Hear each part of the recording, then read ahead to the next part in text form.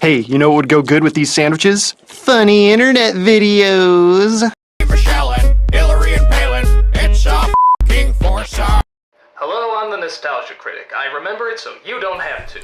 The Nostalgia Critic is a character played by Douglas Darian Funny Man Walker, whose origin can be traced back to the angry video game nerd, who is a character played by James Bimmy Duncan Rolfe. Bimmy, I'd argue, is a beloved but still underappreciated figure in internet history given what he influenced, the genre of angry reviewing and just reviewing in general, with many odds and ends of the James influence being prevalent, but sometimes for the worst. Hey, look at this. I've been cleaning out my desk, and I found an old book of my poetry. Was always positive, he was always upbeat, he was always talkative, even if This game sucks. Those little tiger, like, electronic wrist games, those are better than Dr. Jekyll, Mr. Hyde. Ooh boy, I hate this game. I mean, it makes me want to kill myself. When I say James is underappreciated, I say that because he didn't influence things like funny cat videos, celebrity gossip, shopping vlogs, stealing other people's content, you know, like that really economically viable shit that your stupid spoiled whore cousin watches. Is like a butt. Yeah, it's like when someone has a good butt. And let's be real, does your stupid spoiled whore cousin watch Angry Video Game Nerd? Probably not. Even if you hate him, every respected reviewer's origin can be traced back to Bimmy. If he isn't a favorite of yours, then he's probably your favorite reviewer's favorite reviewer, or is part of your favorite reviewer's family tree of some sort. Bimmy, being in his 20s, had the advantage of an artistic background in a time of early internet mass unprofessionalism, and made game reviews on a next to nothing budget besides what he already owned. And he had the homemade craftsmanship and the acting skill to be as funny as television in terms of audience reception. How would you like it if I conduct the rest of the video like this? Full motion video, my ass. I'd rather it be full f***ing screen. Technology was changing, as well as the standards of stupid internet videos. James was probably the first person to have a successful, proper modern-day web series. I mean, like Fred Figglehorn, who was the first channel to get 1 million subscribers, was kind of like the nerd in a way, just on the basis that there was a distinguishable character comedy act and a reoccurring series to go along with it. So the people watching at home realized that there weren't a whole lot of restrictions to making Bimmy's stupid homemade movies, with some being declared ripoffs and others being declared as spiritual successors. And I say declared ripoffs because the people who weren't acclaimed, I don't think were necessarily plagiarizing AVGN for clicks. They just didn't put enough thought into how to be unique. Like, people assumed the Irate Gamer was a Screenwave's Monster Madness writer, but I think it would be more reasonable to call him inspired but unoriginal. He just didn't bring anything that new to the table, unlike JonTron, for example, whose earliest reviews were clearly inspired by the nerd, but he put enough thought into his topics and his presentation over the course of his catalog, and now has double the numbers Bimmy has, but not the level of street cred Bimmy has. Can't forget such assumed plagiarists like the angry hardcore pissed off gamer. The original Nintendo Entertainment System sucked because he had to perform a certain amount of blowjobs on the cartridges in order for the games to work. The Game Dude. Look at Barbie. What a scary bitch. Once Upon a Dream. Huh, that's original. What a great book. You've only read 4 words, you dumb bitch. Dr. X Henry. Oh my god, that's just dumb. Look at that. Why would they put that in a video game? Yes, there's literally a character that you can unlock that is a ran over dead cat. Oh, what were they thinking? However, easily the most notable, seemingly inspired by the nerd, was Doug Walker's The Nostalgia Critic, who applied the pre-existing angry reviewer shtick and put it into his own brand of comedy, and shook the formula up by talking about movies, which was kind of a revolutionary concept at the time, proving that you didn't need to be Roger Ebert or whatever to be a successful film critic. Doug had a background in both studying film, although majoring in communications, but like most of early YouTube featuring copyrighted content, it was taken down, because it wasn't super transformative and it wasn't necessarily fair use, which seemingly caused a motivation to make fair use content, which could be applied through the concept of the Nostalgia Critic, Doug's spin on the nerd. Early YouTube's strict copyright policies is very apparent in the first Nostalgia Critic episode, Transformers 2007, which didn't use any copyrighted footage and just featured Doug talking, but this was altered with episode 2, Cartoon All-Stars to the Rescue, which was legally in fair use and had the benefit to visually convey Doug's criticisms, unlike the Transformers 2007 episode. Oh my god, George Bush is starting this thing off! But even if he began to make fair use, Doug continued to face copyright complications despite his videos now being more legal than ever. In mid to late 2006, YouTuber was barely a respected profession. You know, this isn't nowadays where every kid wants to be Mr. Beast. And people began to become very optimistic towards the future of the potential economic viability of YouTube. Thanks to technology, we could have another way that would allow you to get out of the hood and have some fun. I mean, like, why sell crack when you could bitch about Care Bears? And given Doug's film background, he was professional enough, and subsequently, just like James, Nostalgia Critic began to get his assumed plagiarists. From my personal exposure, I believe there's more Nostalgia Critic clones than AVGN clones. And, like, Nostalgia Critic clones still pop up on occasion, but, like, AVGN clones are kind of a thing of the past. The new generation is making Scott the Woz clones, but Nostalgia Critic clones haven't really gone anywhere. They are all dumb idiots with no story, no motive, no reason, and no background checks, and therefore cannot be considered legit people. Thanks, Doug. However, one crucial aspect about making money off YouTube was that YouTube partnerships weren't commonplace yet. And in a time of new monetization, YouTube really wasn't monetizing unhinged nerd comedy acts. Alvin and the Chipmunks. Alvin and the Chipmunks.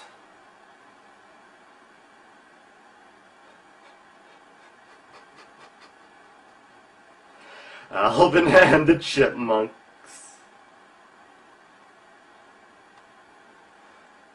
More like Alvin and the Chipmunks. They wouldn't want that to be the face of their platform. Who else besides fellow nerds watches this shit? That's not gonna appeal to your stupid spoiled whore cousin. So most of the big faces of the AVGN-inspired genre began to be associated on other websites, because the most successful of the reviewers had the audience, but not the contracts to ring in the dough. Nostalgia Critic seemingly having the second largest audience behind AVGN. But the nerd himself, for years, was primarily hosted on game trailers, a news source for video games that would probably get a kick out of screaming over NES games. Well, I hope you're proud of yourself, and you know what I mean, you f***ing whore. I'm not bad. I'm just drawn that way.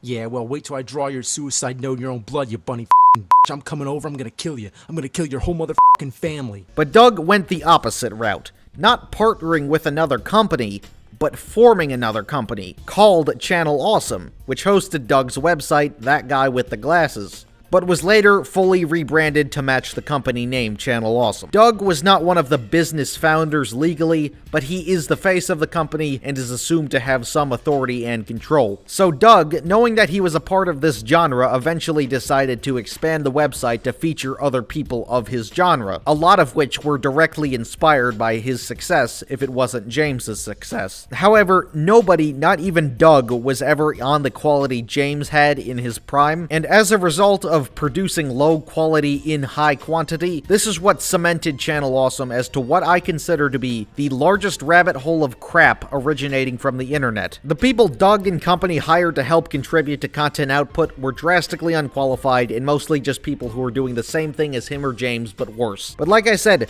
Doug had an audience that was the big dog of the genre next to the nerd, eventually leading to various collaborations of creating a fictional rivalry between AVGN and Nostalgia Critic in character, which started as back and forth bickering videos, but eventually evolved into full-on fight videos. And by the time of preparing for the 1-year anniversary of the That Guy with the Glasses website, a video in celebration was created, called the That Guy with the Glasses 1-year anniversary brawl, featuring all the notable contributors to Channel Awesome, plus the nerd and Kyle Justin from the nerd, and Matee from Captain Planet. Yeah, so in Nostalgia Critic episode 16, Doug got one of his technical supervisors to impersonate Matee from Captain Planet. I recently sat down with Matee this past week to find out just how he felt about this situation. I'll tell you how I feel about the whole situation. I'm pissed off, man. You know? And I guess it was a fine Family Guy cutaway gag for the video, but the character was brought back on multiple instances, which is odd because it's a niche thing to parody, unlike the AVGN parodies of classic characters. Holy shit! It's Spider-Man! But all the reviewers joined side in a war against each other, eventually escalating into a fight featuring Super Mecha Death Christ from AVGN. And the 1-year anniversary brawl is very dated, but a harmless, goofy old internet video that doesn't bite off more than it can chew. It was a hit, getting to see everybody together in a quick, fun, violent watch. For the 2nd anniversary, a special event was conceived. A full nostalgia critic movie. Now, how do you turn clip screaming YouTube videos into a movie? Well, I guess to make it in the spirit of the anniversary brawl, but that's a short, goofy YouTube video. How do you make that into a movie? Well, they did it anyway.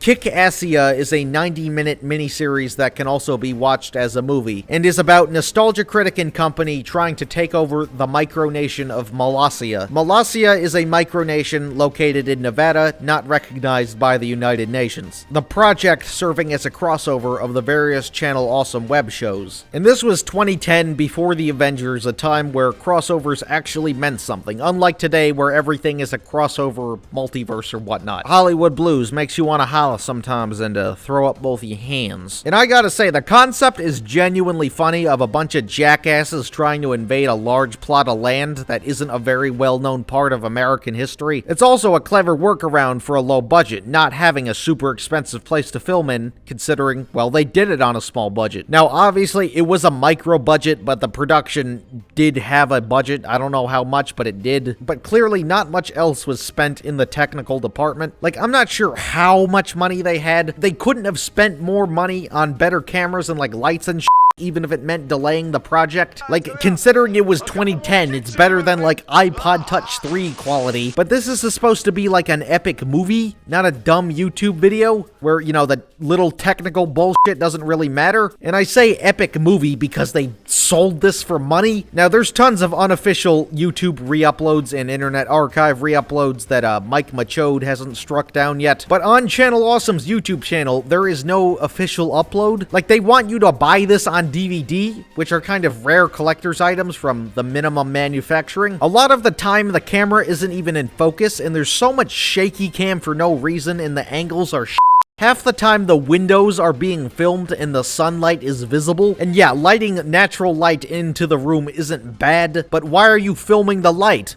Oh, it's because Juwario's in heaven. So, Nostalgia Critic, because movie, wants control of Molossia, and we actually see the founder of Molossia, Kevin Baugh. This movie was probably the largest piece of publicity Molossia has ever gotten, and the founder got a chance to play himself in the movie. And Kevin Baugh, besides this a completely inexperienced entertainer, actually gives one of the best performances of the movie. The first scene of Critic confronting Baugh goes on for way too long, which is just an issue with Channel Awesome and Doug's writing in general. Doug and company's inability to condense an analysis extends to their fictional writing. Like, this joke is funny. Are you a Nazi, Linkara? No. Are you a Nazi, Linkara? No. But then it's immediately ruined by going on for another 2 minutes of praising Nazis. So Doug commits a war threat and he has to assemble his army of YouTubers. This isn't every Channel Awesome contributor, just the most notable turds from the If you don't know who these people are, I don't fucking blame you, but they're just formal Channel Awesome reviewers. The movie doesn't even establish who they are, so why should I? Crossing over different web show hosts with no context. Most of the other characters are just really vanilla hosts or obnoxious man-children. Spoonie and Cinema Snub are tolerable, I guess they have some personality, but everyone else just acts completely unenthusiastic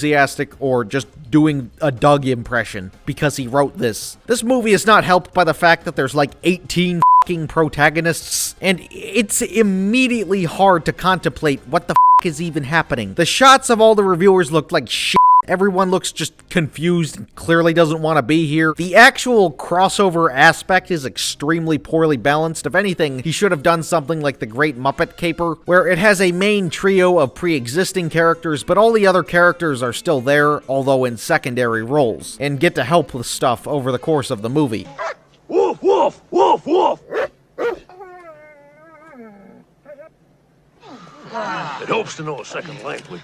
So all the classic characters from the variety show are still in it, while still having identifiable protagonists. And keep in mind, this is Doug's favorite Muppet movie. Honestly, my favorite Muppet film out of all of them is The Great Muppet Caper. So how'd you f*** that up, jackass? So then they go to Molossia, leading to screaming for about 7 minutes straight. The fight choreography is so lazy, they keep looping the same punch sound effect over and over again. And then for comparison, you can watch the AVGN Bugs Bunny Birthday Blowout episode, which features some semblance of choreography, relying heavily on POV shots and close-ups to make movement more identifiable. The amount of cuts better identifying the physical contact between characters. And unlike this, they actually touch each other, which of course in post is edited to create the illusion of violence. Hell, even the AVGN versus Nostalgia Critic set in the James Nerd Room isn't poorly choreographed like this shit. Sure, it's a cheap Bugs Bunny Halloween costume, but the presentation makes that not matter because it's funny. This is why others inspired by AVGN tried to replicate it with other videos of fighting costumed characters like Game Dude. You're awesome, but you suck. I'm shipping you to Finland. And Dr. X Henry. Playing a stupid game. You want to? You want to go there? There's also no f***ing white flashes, which I feel were just frequently edited in to limit the chances of the audience recognizing the lack of physical contact. Oh shit, not Juwario's head! We even get fan service, which is commendable, I guess, featuring Lee from Still Gaming becoming human. One of the more obscure contributors in the rabbit hole, but his gimmick was that he only used flickering photographs instead of video, which was definitely unique. Oh man, sorry, I'm a bit down in the dumps today. Sega almost got me this time. For some that aren't aware, Sonic the Hedgehog was great. It's not an amazing gimmick, he wasn't a great host, but there was more substance than most, I'd say. But it happens like 30 minutes in, and is completely anticlimactic. It was probably done quickly, so less of his character had to be edited in post with PNGs, so they successfully invade Molossia and turn it into Kick-Assia. 30 minutes into the movie, so what the f*** is even supposed to happen now? So now that they need to pad the movie out, it's time for useless garbage. So Nostalgia Critic becomes the dictator with Nostalgia Chick as the vice dictator. And they make Nostalgia Chick Sarah Palin. This world is full of cruel, cold-hearted people, and they don't maintain the same standard of niceness that I try to maintain. Am I not nice? So if you're 12 years old and not American, Sarah Palin was a largely disliked vice presidential candidate in the 2008 presidential election. Palin is actually smart, cool, and pretty sexy too. And the internet dunked on her in all its early internet glory, similar to Justin Bieber and Jar Jar Binks. Could you do it, Sarah? Does it make you feel bigger when you pulled the trigger? Sarah Palin, you're worse than Michael Vick. You really make me sick. Ain't got no love for a canine killer. But then everybody forgot about her. Yeah, Obama! Cheat! Like, whose favorite ERB is Sarah Palin versus Lady Gaga? Come on. I watch epic rap battles of Extreme like an adult.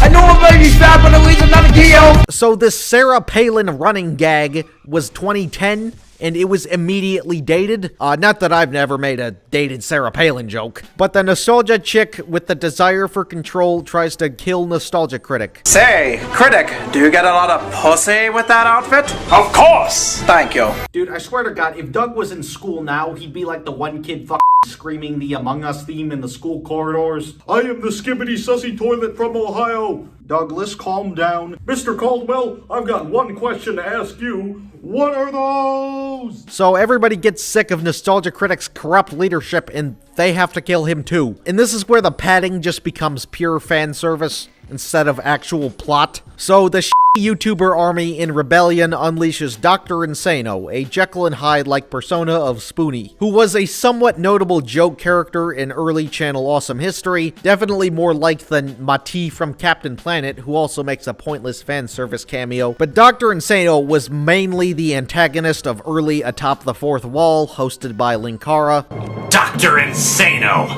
I should have known you'd be the one behind this. Becoming President of the United States could never be enough for you! And this character was liked enough to be brought back on tons of other instances. She experiment on my spoonie till I go insano, am I right? So, Dr. Insano goes to fight Nostalgia Critic, which is like the YouTuber equivalent of Palpatine and Yoda fighting in Revenge of the Sith. And it goes on for way too long to pad out the movie, and then Santa Christ shows up and dies because fan service. They still use Santa Christ annually. I guess he's liked by fans. I don't know why. Then we get a Board James cameo because fan service, Board James being one of the other characters James Rolfe played in a board game review show, which makes me curious as to an alternate reality where the nerd was a prominent character. And I assume James didn't have time for a large role in this project because of his strict game trailers contract, which he's publicly stated caused him burnout.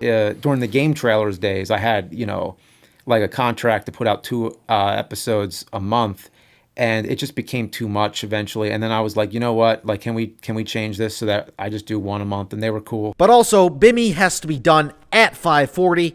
Well, anyway, that's it. We just ran out of time because I have to be done at 5:40 right now. But he could have been the one likable character. Then the YouTuber army fights Doug, and Doug decides to resign like Nixon and learns that he sucks at running micronations. So Kickassia is a movie that is so bad at ironic humor that it's somehow ironically funny, but not in the intended ironic brand of comedy. It's not funny ironically because the irony is intentional, so it's funny post-ironically. It's so bad at being bad on purpose that it makes it good. Like, I'd actually take this over a Fred movie any day, even though it probably should have just been a dumb short YouTube video like the 1-year anniversary brawl, and not a movie that they sold for money. So they scratched it off the bucket list, and they made a movie, and it was a hit with its limited audience. So for the 3rd anniversary, why not make a sequel somehow?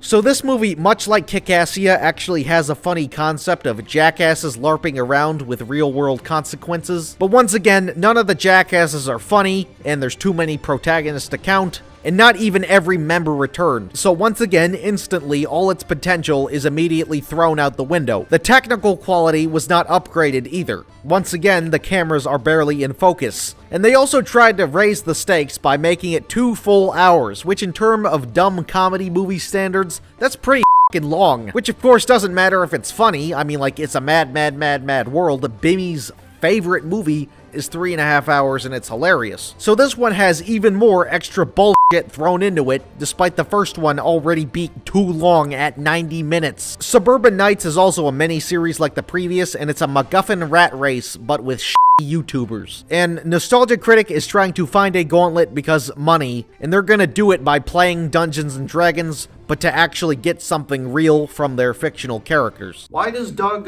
wear like a t-shirt instead of a dress shirt?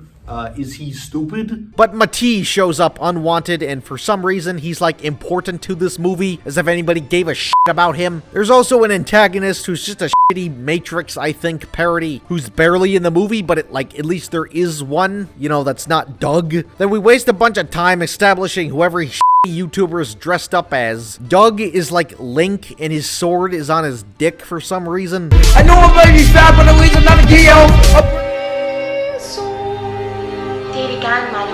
Oh damn, Quentin Reviews would really love these Lindsay Ellis jerk-off instruction scenes. Phalis has this awful running gag of playing with action figures. My little friends, they've come to help stop the nothing. Say hello to my little friend. Oh my god, it's Dick man, baby. I mean, he's got the... So the YouTuber army begins to embark on their quest. And this movie actually breaks the characters up, which is a benefit because it makes it slightly easier to follow. And this is where the movie starts to look even shittier than Kickassia, because it's just an Illinois forest. Like, Kickassia at least took advantage of different places. There was some variety in the shot composition, but this is just a dying forest. Not helped by the fact that despite being a bigger and better sequel, there was no money thrown into the technical aspect. So both teams fight random other D&D participators who are all just unfunny man-children screaming in the woods, and it's basically the same scene over and over again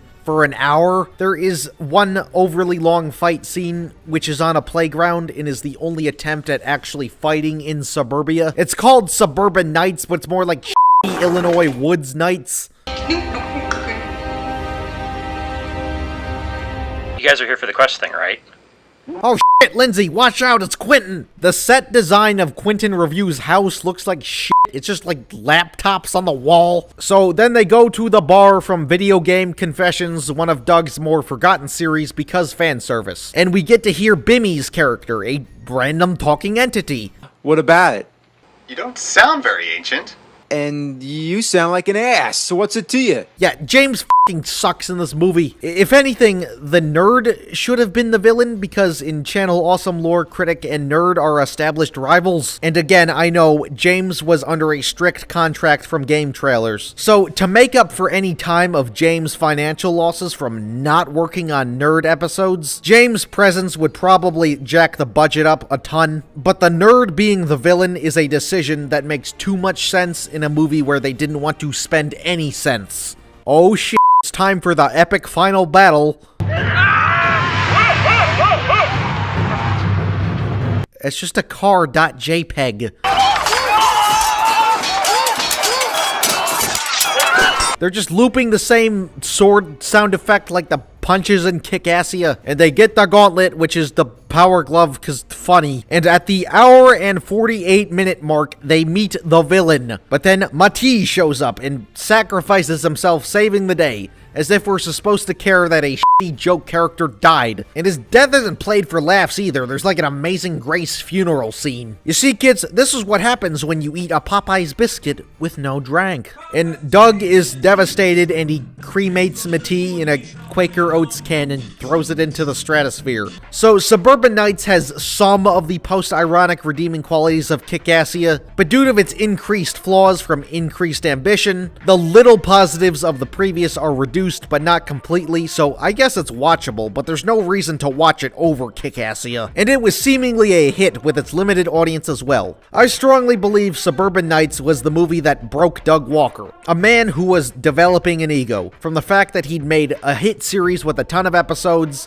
a hit network, and 2 hit movies. Even beginning his 5th year of Nostalgia Critic with episode 193, Given the Heavy Quantity. This man was handed success instantly with a somehow revolutionary web series, and his ego was developing. And the movies were a hit with so little money. The second Suburban Nights was a hit, Doug had officially entered hell alive, and was truly the beginning of his modern laughingstock reputation. The reason many people turned against him, perfectly captured on tape in the 3rd Channel Awesome anniversary special for the 4th anniversary, Too Boldly Flee.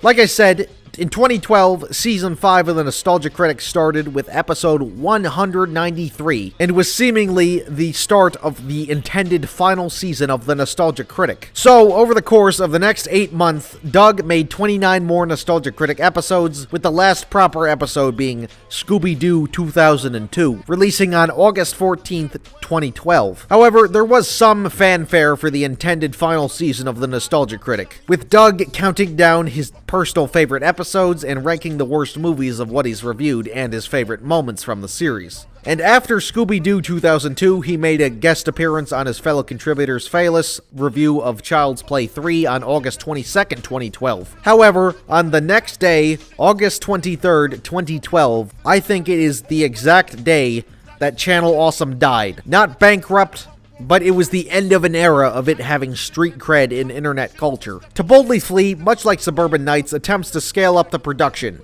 with this one having a runtime of 3 hours, 25 minutes, and 32 seconds long, not counting credits. That is almost the length of the previous 2 combined. That is longer than Schindler's List, The Godfather 2, Mad Mad Mad Mad World Bimmy Approved, The Hateful Eight shortened version, and Return of the King shortened version. And keep in mind, Kick-Assia didn't even need to be feature-length. 3.5 fucking hours of this shit. Much like Nostalgia Critics reviews, quantity over quality and barely condensed. So, because of Matee's ashes getting yeeted into the stratosphere, an intergalactic threat, a plot hole is present, which is one of many conflicts in the movie, and Nostalgia Critic is under house arrest for copyright infringement. Yeah, so this movie kind of has a satirical element of mocking YouTube's strict copyright conditions, which could have been funny, but isn't. And who's responsible for legal prosecution? Terrell from Battlefield Earth, who is in a similar realm to the Matee parody character and is important to the plot. But Terrell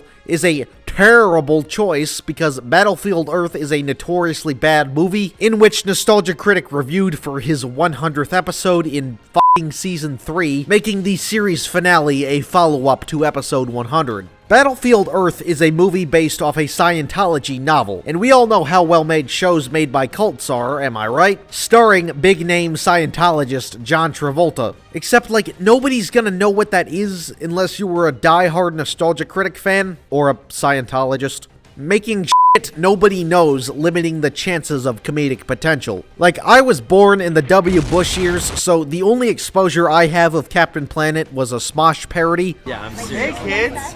You want to go save the planet? And Smosh is also man-children running amok in cosplay, but nowhere near as bad as Nostalgia Critic. Oh, look, it's Matee. But he's not the punchline. The main recognizable character is. Guys, as bad as Family Guy cutaway gags can be at times when they mock licensed characters, at least it's always like Fred Flintstone or whatever, not fucking Peter Potamus. Who the fuck is Peter Potamus? I don't fucking know. Not my fucking problem, because he's not the one being mocked. Breaking! These are the crimes by the internet personality Nostalgia Critic, and I will not rest until he faces the cool hand of justice! You see, this is when Doug Walker's production value in general starts to become Super Thinks on Cups rap battles. You look like Coolio trick-or-treating as Jack Sparrow.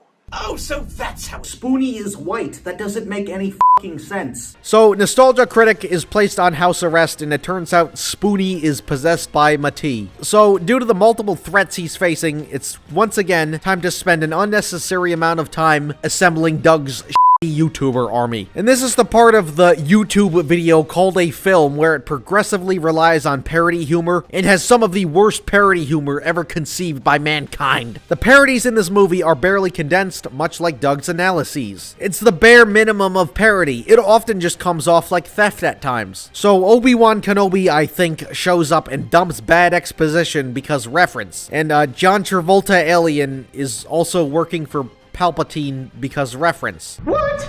Yeah, shut this off. Shut this all off. Shutting this off would have extremely dangerous consequences. Guys, remember Ghostbusters? Hey, this is private property. Shut this off. Shut these all off. I'm warning you, turning off these machines would be extremely hazardous. Like, good Simpsons used to have like a ton of movie homages, but The Simpsons did it in ways that didn't disrupt the flow of the plot and added unique comedy to it, comedically retelling while casually incorporating, unlike this. But the joke here is that it's the movie, but it's with shitty YouTubers and it looks like shit. Like, what's new or likable about it? F***ing nothing. It's the bare minimum of parody. It's a smidge away from plagiarism. Well, I guess there's some comedy, but it's not funny. Remind me to ask him if he's a transvestite.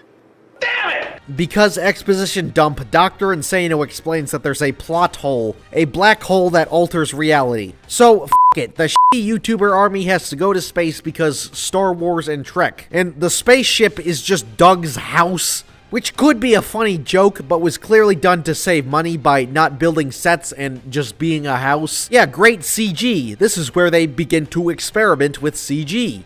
But John Travolta meets General Zod from Superman, played by Doug, meaning that Doug plays both a hero and a villain, and yet another antagonist. And they even turn their spaceship into a house, meaning that the cinematography is even more indistinguishable now. Like, get it? It doesn't look like a Star Trek space deck. It's a basement. You better think that punchline is hilarious because it's the same joke repeated over and over again.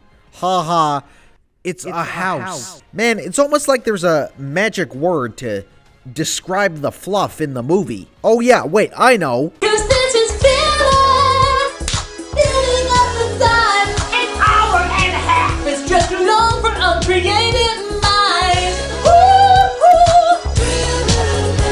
So then Linkara begins to attack the nostalgia chick.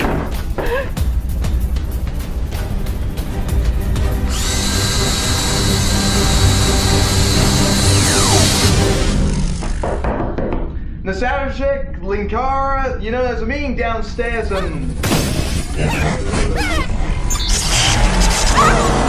I'm gonna give you 2 a month.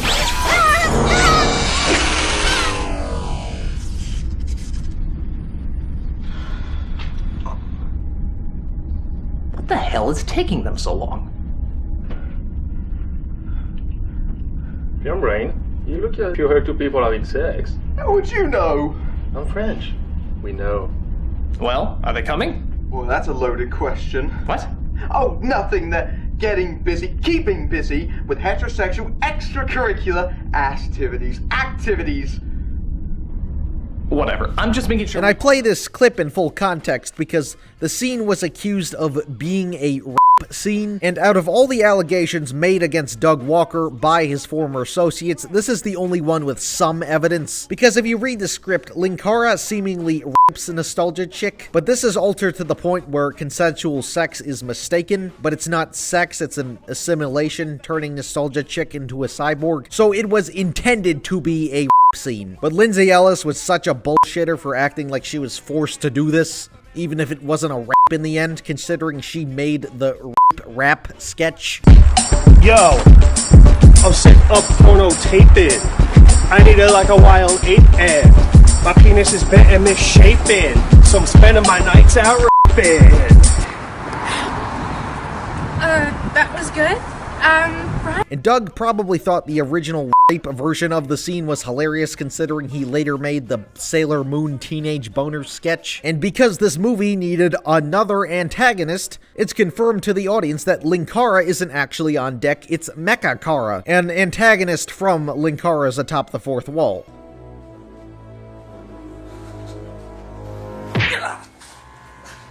But, like, why should we care? It never establishes who Mecha Kara is. And this is when the movie just becomes complete random bullshit that's the bare minimum of parody. Cinema Snob gets captured by Hollywood, and it's just a shitty Revenge of the Sith parody. Join me, and I can complete your training. Imagine what we could accomplish in the... I can't f***ing hear you, Brad.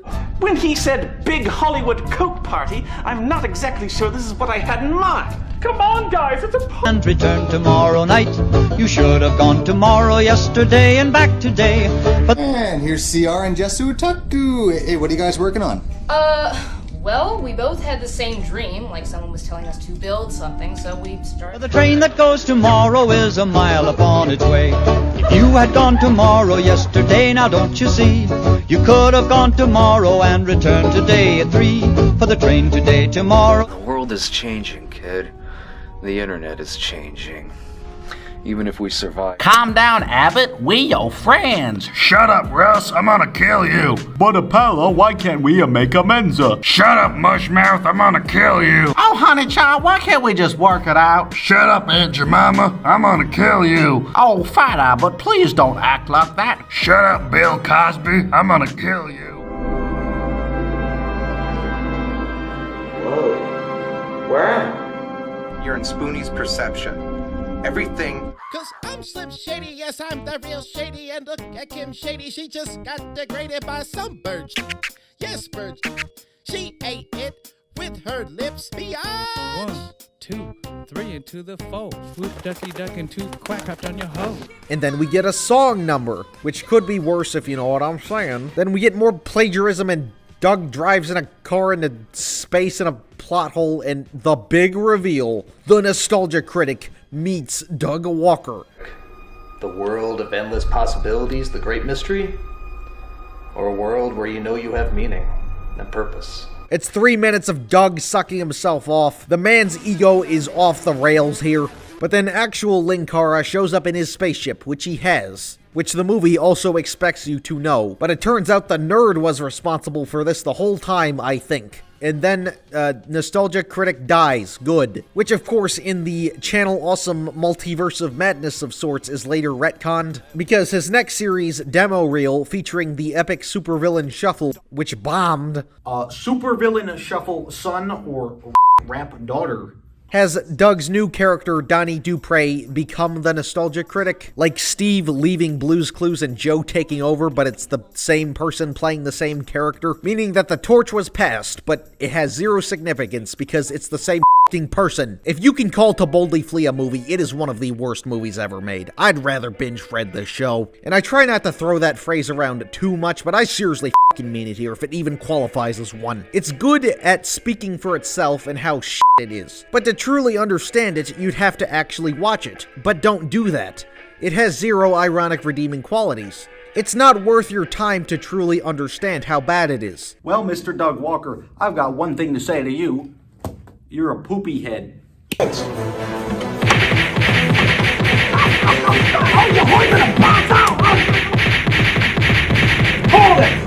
Linkara is a character played by Louis Jeffrey Loudhog, whose origin can be traced back to the angry video game nerd blah blah blah, you know the story. Hello and welcome to Atop the Fourth Wall, where bad comics burn. Linkara was the host of Atop the Fourth Wall, which was Lewis's spin on the angry reviewer shtick. And he had the unique advantage of applying the AVGN rage to comic books, reviewing a different medium than many of his genre, utilizing his pre-existing interest and knowledge of comic books, and was eventually successful in his genre enough that he was included in the rising ensemble that was That Guy with the Glasses. Given his interest and knowledge of comic books during the rise of the internet, it became easier than ever to self-publish a comic series. In the mid-2000s, web comics were indisputably in their peak, and somebody who liked comics decided to make one. In The Lightbringer. Oh no. Say, look at this! I've been cleaning out my nest, and I found an old book of my poetry.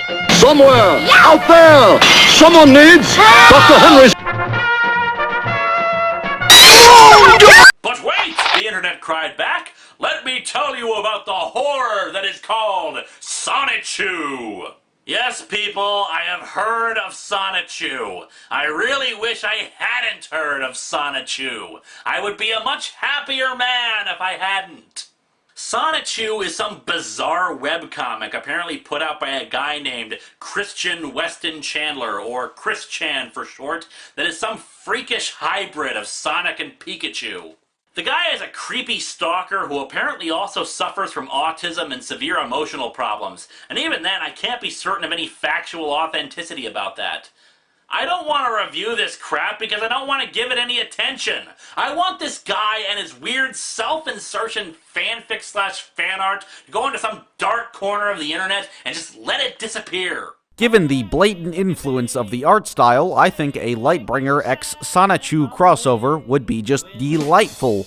Forget Israel, the only state I recognize is Pharaoh City. Carter's parents were murdered by an unknown gang member, totally not like Batman. It's also Valentine's Day, but tragically, a day never goes by without somebody being murdered, or kidnapped, or raped. Yeah, if Comic Sans is your primary font, you should not be using the word in any context. But then, oh no, we get introduced to our first supervillain, Serpent. He's a loan shark, a thief, a murderer, and a rapist, and is enslaving the big titty goth girls. But Carter's hands begin to glow, because always, and a girl is getting sexually assaulted in an alleyway. But then Carter turns into the Lightbringer. Is this guy a comic book hero or fetishist or something?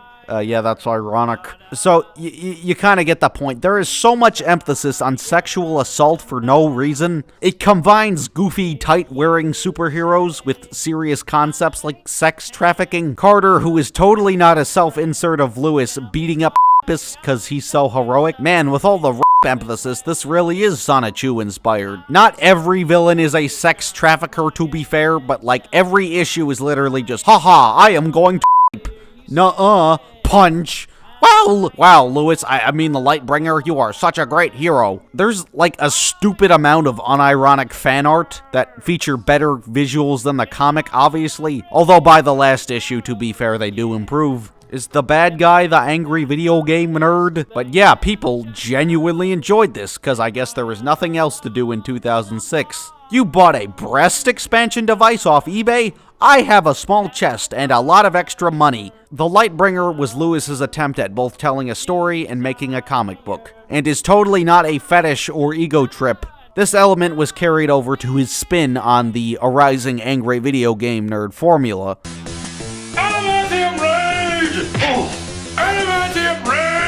In terms of biting off more than it can chew, Atop the Fourth Wall puts Nostalgia Critic to shame in having full story arcs and continuity within the review show. Come in! I've got a special surprise for... Wait a minute! You're not Linkara! Oh, but I am Linkara. More or less. But Atop the Fourth Wall, from pretty early into its lifespan, was not only a review show, but also an ensemble sitcom, and an action show as well.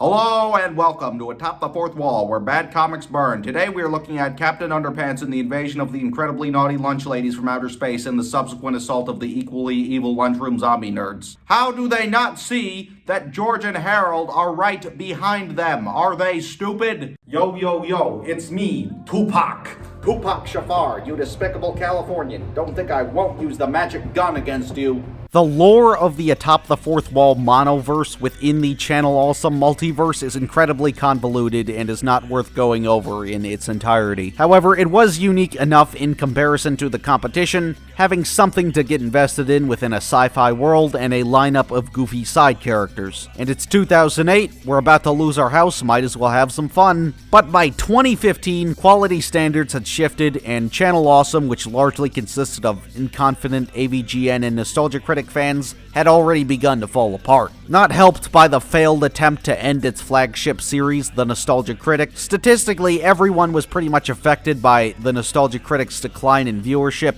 History of Power Rangers has no set schedule. The videos are done when they're done and will be released when they're done. But there was one person there who sought to rise from the ashes, Lewis the Lightbringer himself. And all about us, the others screamed and glared in at us, swayed in a tangled mass, hypnotized by the ever-turning light.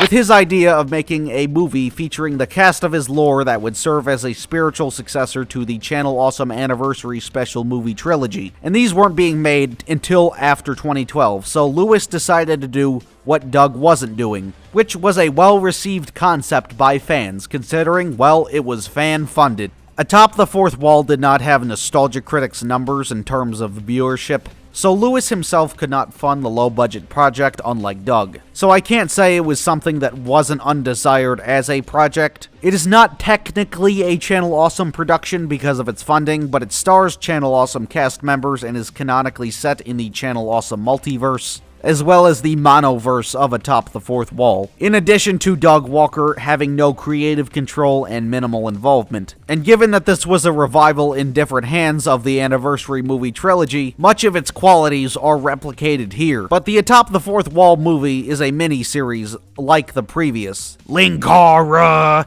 is typically more annoying than Doug. Put that into context. Doug, 13 to 17-year-olds, supervillain shuffle, most important person in my lore, Walker. The movie opens with showing the movie poster in the movie.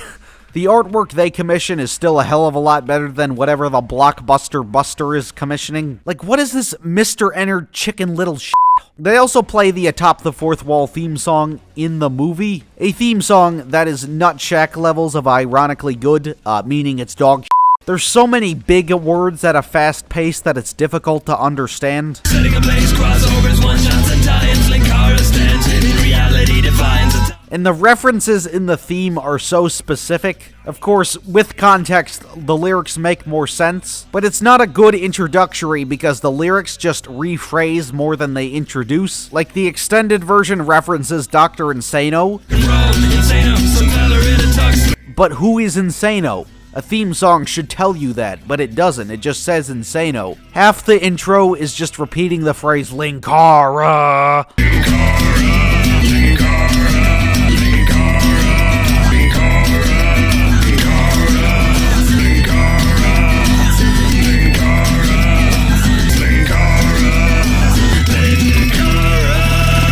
I hate it when theme songs just shout the title of the show, like that tells us about anything. The intro is arguably good, and I think it's good ironically. We get introduced to Alan, a government agent who's after Linkara because he wants to take his spaceship, which he has. Which of course references the lore, but the movie just expects you to know that. And prior to this conflict's introduction, they can't even do something as basic as showing Linkara using it. Yes, it adapts the show. Yes, it's a To Boldly Flee spinoff, but context still matters. But Linkara becomes friends with Alan over the course of 4 years, and just take a look at this great chemistry. You are the best friend ever who gets me the best gifts ever. Linkara's acting skill is like a 9-year-old pretending to be drunk on his third Sierra Mist. You know what's at Jupiter? Nothing. Just broken chunks of a house. Why does it have to be Black Panther? Why can't it be White Panther? But this is the part of the film where it starts to explore Linkara's PTSD as a result of previous fighting bad MS Paint robots and whatnot, and the movie flashes back to other random episodes and just expects you to recognize conflicts. If anything, the movie should have opened with an action scene to establish that Linkara deals with these types of conflicts, and, it's an action movie, technically. So f*** it. We have to explore Linkara's mental issues. Was Matt Pat a co-writer? But it's trying to be a serious Channel Awesome movie? Yes. Serious. Now, of course, Suburban Nights and To Boldly Flee tried to be serious at times, with the death of Mati and Nostalgia Critic, which of course failed miserably. But when trying to revive the anniversary special format, making it less of a comedy is an atrocious creative decision, and it's irrelevant to what was liked about the previous. Oh no, Linkara has depression. Lewis himself describes this as a grounded, realistic biopic of a man on the internet who reviews comic books, and I don't think he was joking. Guys, when Captain Underpants saves the city, and he gets his dick sucked as a reward, and he comes, does he go, tra-la-la? Kick-Assia kind of had the advantage of being the most live-action Looney Tunes out of the three. Excellent shot, Mr. Joe! Except for the fact that you missed. Fire again!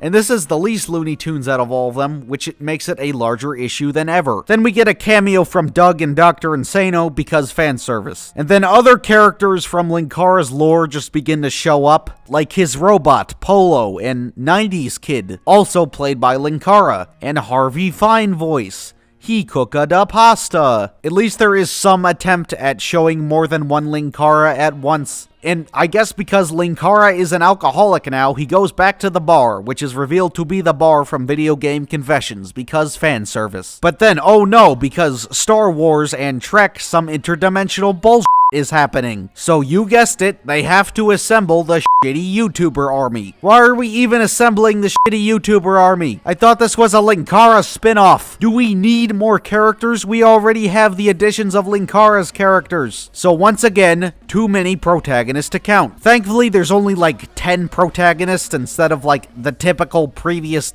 18-ish. But it's still too many. Like, why not just take the creative liberty to recast Linkara's other characters to be played by other contributors? Like, just have Angry Joe as 90s Kid or whatever. That would package it as an anniversary special and a Linkara movie more conveniently and would take advantage of a now larger in context budget. Doug, as the Nostalgia Critic, gets his third cameo 20 minutes in. Nostalgia Critic, thankfully, not being a protagonist this time. So Linkara and the shitty YouTuber army go on a spaceship, and oh my god, it's not a basement? They actually built a set? Oh my god. And there's not even bad CG houses, it's just bad CG spaceships. Then we get like 20 minutes of dicking off in Linkara's ship, but then oh no, Mechakara is back. Why do we have to fight Mechakara again? He's already been fought like 1,000 times in the web show, and in To Boldly Flee, and there's no actor limitations. You are an android, but me, I am a man! Mechakara dumps bad exposition, reusing footage from To Boldly Flee because that was so great and the camera isn't even in focus. Then Alan dies. Oh no, not Alan. But then, oh yeah, Linkara's depression. There's an attempt at a serious argument scene between Mars Girl and Linkara. You guys have never stared into the face of an angry god as it laughs at how small you are, and then you stare right back at it and make it blink! And then you froze! It's pretty funny, actually. Make me a sandwich, you stupid bitch. Women don't deserve rights. Maybe not, but we're here. Take the scout ship back to Earth. I'll deal with Mechakara. Don't you dare. You made a mistake. A big one, but it wasn't letting us come with you.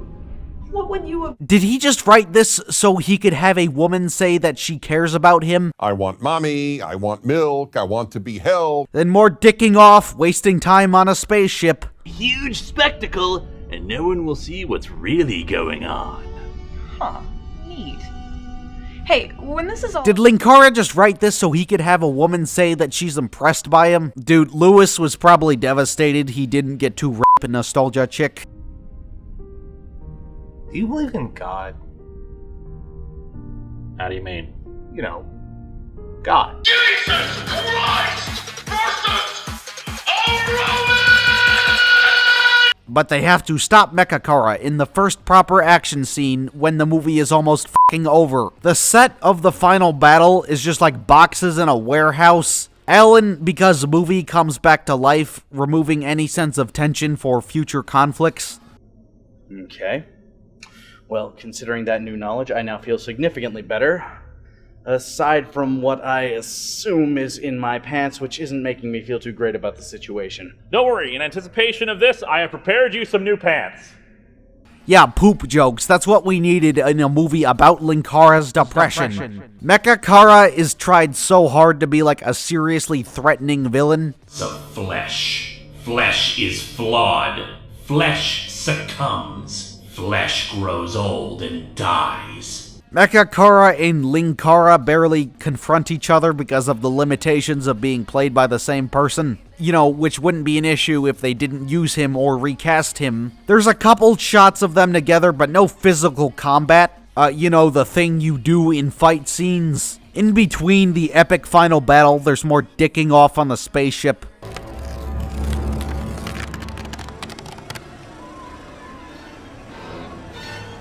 Like, why is he even doing this? Is it to be scary? Oh, it's because Linkara has depression. Then everybody comes together to help fight Mechakara in the exact same warehouse of boxes. The final battle, the most intense scene in the movie, has zero attempt at even making choreography. It is just shot, reverse shot with special effects.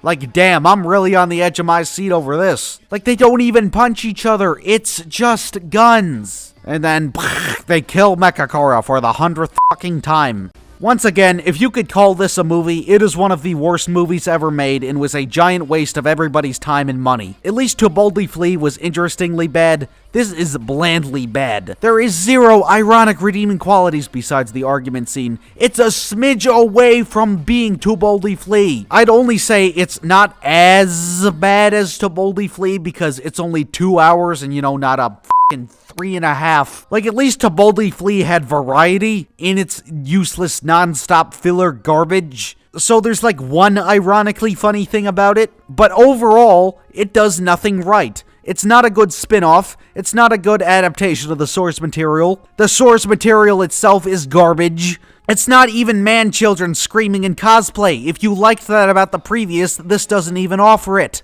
In terms of indie projects that were funded and made successfully, it is probably the worst one ever. Lewis just make this so he could go, "Yeah, baby, I made a movie." Like, it's an ego trip, but he didn't even try to suck his own dick like Doug Walker. Like, at least The Lightbringer was a poorly disguised fetish ego trip. But this is a nothing pointless ego trip. Like, I'm speechless in how much ass this sucks. People wanted this, people paid for this, and it was something truly effortless. Much like To Boldly Flee, it's not worth your time to truly understand how bad it is because it's so efficient in speaking for itself. I'll say, as a singer grows older, his conception goes a little deeper because he lives life and he understands what he's trying to say a little more. About that one teacher who seemed really kind and gave you candy? And I think this gives, if a singer tries to find out what's happening in life, it gives him a better insight on telling the story of the song he's trying to sing. LOL, so school sucks. Grow a damn pair of balls. Right, Sam, I'll tell you what I could do. I'd like for you to pick one of your tunes, one of your favorite tunes out, and you recite the first line. Like those 90s commercials where the adults look like bad guys. Swan. Look at all these Hummers. What kind of jerk would drive one of those? Dude, this car kicks ass, and I can watch Nostalgia Critic while I'm driving. Equals not f***ing funny! You did f***ing Space Jam! Shut up! An hour and a half too long! The top 11 funniest Nostalgia Critic moments. Number 11, the Ernest Saves Christmas review. What's up, my Now, Doug Walker, what do you think when you hear the words Doug Walker? Well, you're probably fucking your pants.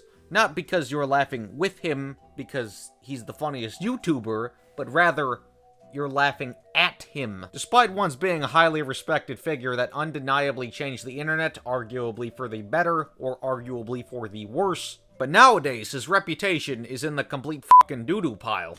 That is one big pile of In fact, I actually shit on him all the time, unironically, in real life. I'm not even joking. Did I say shitting? I meant praising, which is my holy duty as a member of the Dougist Church. Now, the religion of Dougism is a cult. I mean religion which teaches the morals and the thoughtful statements about the medium of film, because I think his videos consist of everything that I want from a YouTuber. But all this praising, got me thinking now, most of his negative reception he's received has been from his other projects, outside of his magnum opus, The Nostalgia Critic. And there's like 1,000 videos shitting on this guy already, but most of the actual videos complaining about what he's made don't focus on the actual Nostalgia Critic, the series. People mainly talk about his other works, which are more infamous for low quality, given that not even fans of the Nostalgia Critic like them. But his other projects, such as Demo Reel, his epic movie trilogy, Pop Quiz Hotshot, etc., mainly things outside of his main series, with the exceptions of his clipless reviews and the wall review,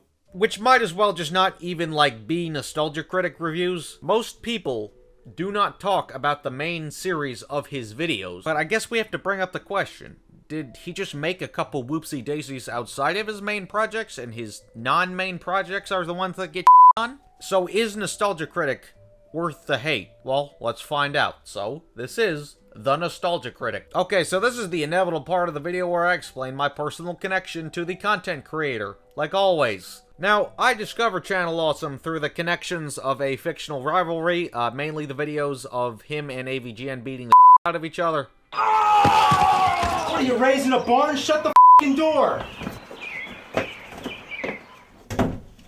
And that ongoing fictional rivalry is kind of irrelevant now. Like, Doug and James still have connections, but still, we used to be a country, a proper country. I thought it was incredibly amusing that fictional characters from different channels were actually crossing over and interacting with each other. You know, it's much cooler than, two commentators recording their opinions and being spliced together via Premiere. But Nostalgia Critic, I always viewed as far inferior to AVGN, even though I still liked both at a point. But the people that do like parts of Nostalgia Critic consider the Golden Age, if you could call it a Golden Age, to be from 2007 to 2011. And I'm just saying that off of observation, but, I kind of heard he's, fallen off since, 2012 or so. And as of the time of this video being written, probably not released, that was, 14 years ago. So let's just round that to, 15, and 15 divided by 5 is 3. I guess we could break down Nostalgia Critic into kind of 3 eras. I guess I would call myself a former self-proclaimed second-generation Nostalgia Critic fan. I wasn't around for the beginning of the Nostalgia Critic, but I sure watch it now. You know, I'm like second generation. And by now, I mean like since his reputation has gone down the toilet, like that little period of a couple years where he was irrelevant, but he wasn't a laughingstock because his reputation wasn't horrible. Now, it wasn't that first generation where he was like the hot shit, you know? But as a second generation Nostalgia Critic fanboy, truthfully, I think I admired Doug Walker's work more than I actually watched it, let alone appreciated it. And I remember, like, younger me saying, oh, I don't watch everything he uploads. That was kind of my consensus because, you know, it wasn't good enough for me to be motivated to watch all of it. I wasn't that invested. I was invested, but not enough to catch up on it regularly. No, but I still had respect for the guy. This implies that I've kind of always had a issue with his release schedule. You know, nonetheless, I was a fan of Nostalgia Critic at one point, and I think we all were. It's just kind of something we all grow out of. And, you know, I have some good memories of just some, like, cold-ass winter days, building Lego with some Nostalgia Critic on in the background. And then one day, it just hit me. I don't think I ever actually, like, liked it, as in appreciated it and invested in it. Like, I'd watch it, I continued to watch it, but I don't think I liked it necessarily. I think I only watched it for completionist purposes because it was associated with AVGN, and I knew other people in real life that watched these much more than me. You know, it was like a cool thing to do for, like, the 4 motherfuckers in my 5th grade class that knew who he was. But yeah, despite watching a lot of his content for years, not all of, but a lot of his content for years, I don't think I have ever actually laughed at a Nostalgia Critic video, and I watched this for years, and I still cannot think of, like, any jokes that stood out to me. Like, I remember watching Ray William Johnson and Smosh and Super Mario Logan, all that shit, but, like, you know, I could at least remember all the jokes I used to find funny. That doesn't mean the jokes are funny now, but I remember appreciating them. Who let the ass out? How I love it. I cannot think of a single Nostalgia Critic joke I ever laughed at. Maybe I did laugh at a joke at some point, but, like, I can't remember a single good joke he's ever made. But I think the biggest issue of Nostalgia Critic is the release schedule. Now, as of the time of me writing this, there were over 500 Nostalgia Critic episodes. Now, you're probably thinking, 500 episodes? That's a lot of episodes. How did he make so many episodes? And he's been doing these for over 10 years, but it's every week for over 10 years. And if you know one thing about making videos and you're trying when you make your videos, is that making videos f***ing sucks ass. Especially if it's like a 20 to 30 minute video. Holy hell, why do you think I never post? You see, I kind of interpret like a 20-30 minute long YouTube video made by one person, kind of like 3-hour movie.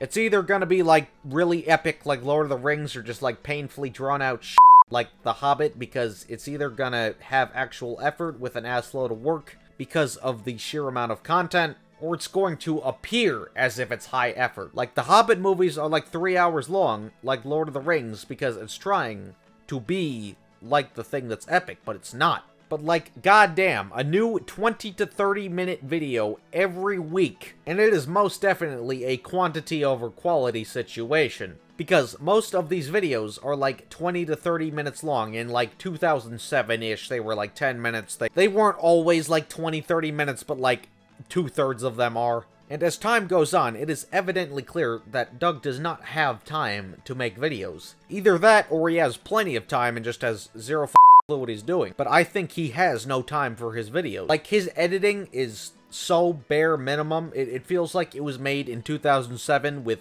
Movie Maker. In fact, his modern editing style and modern style of reviewing, if you could call it modern, reminds me of like Equals 3, which if you were a cool kid in the day, that's what you watched. You guys ever been to Walmart? And this was the show where Mr. Johnson, who was apparently part of a hip-hop group called Fatty Spins and released a song called, get this, Doin' Your Mom. Doing your mom?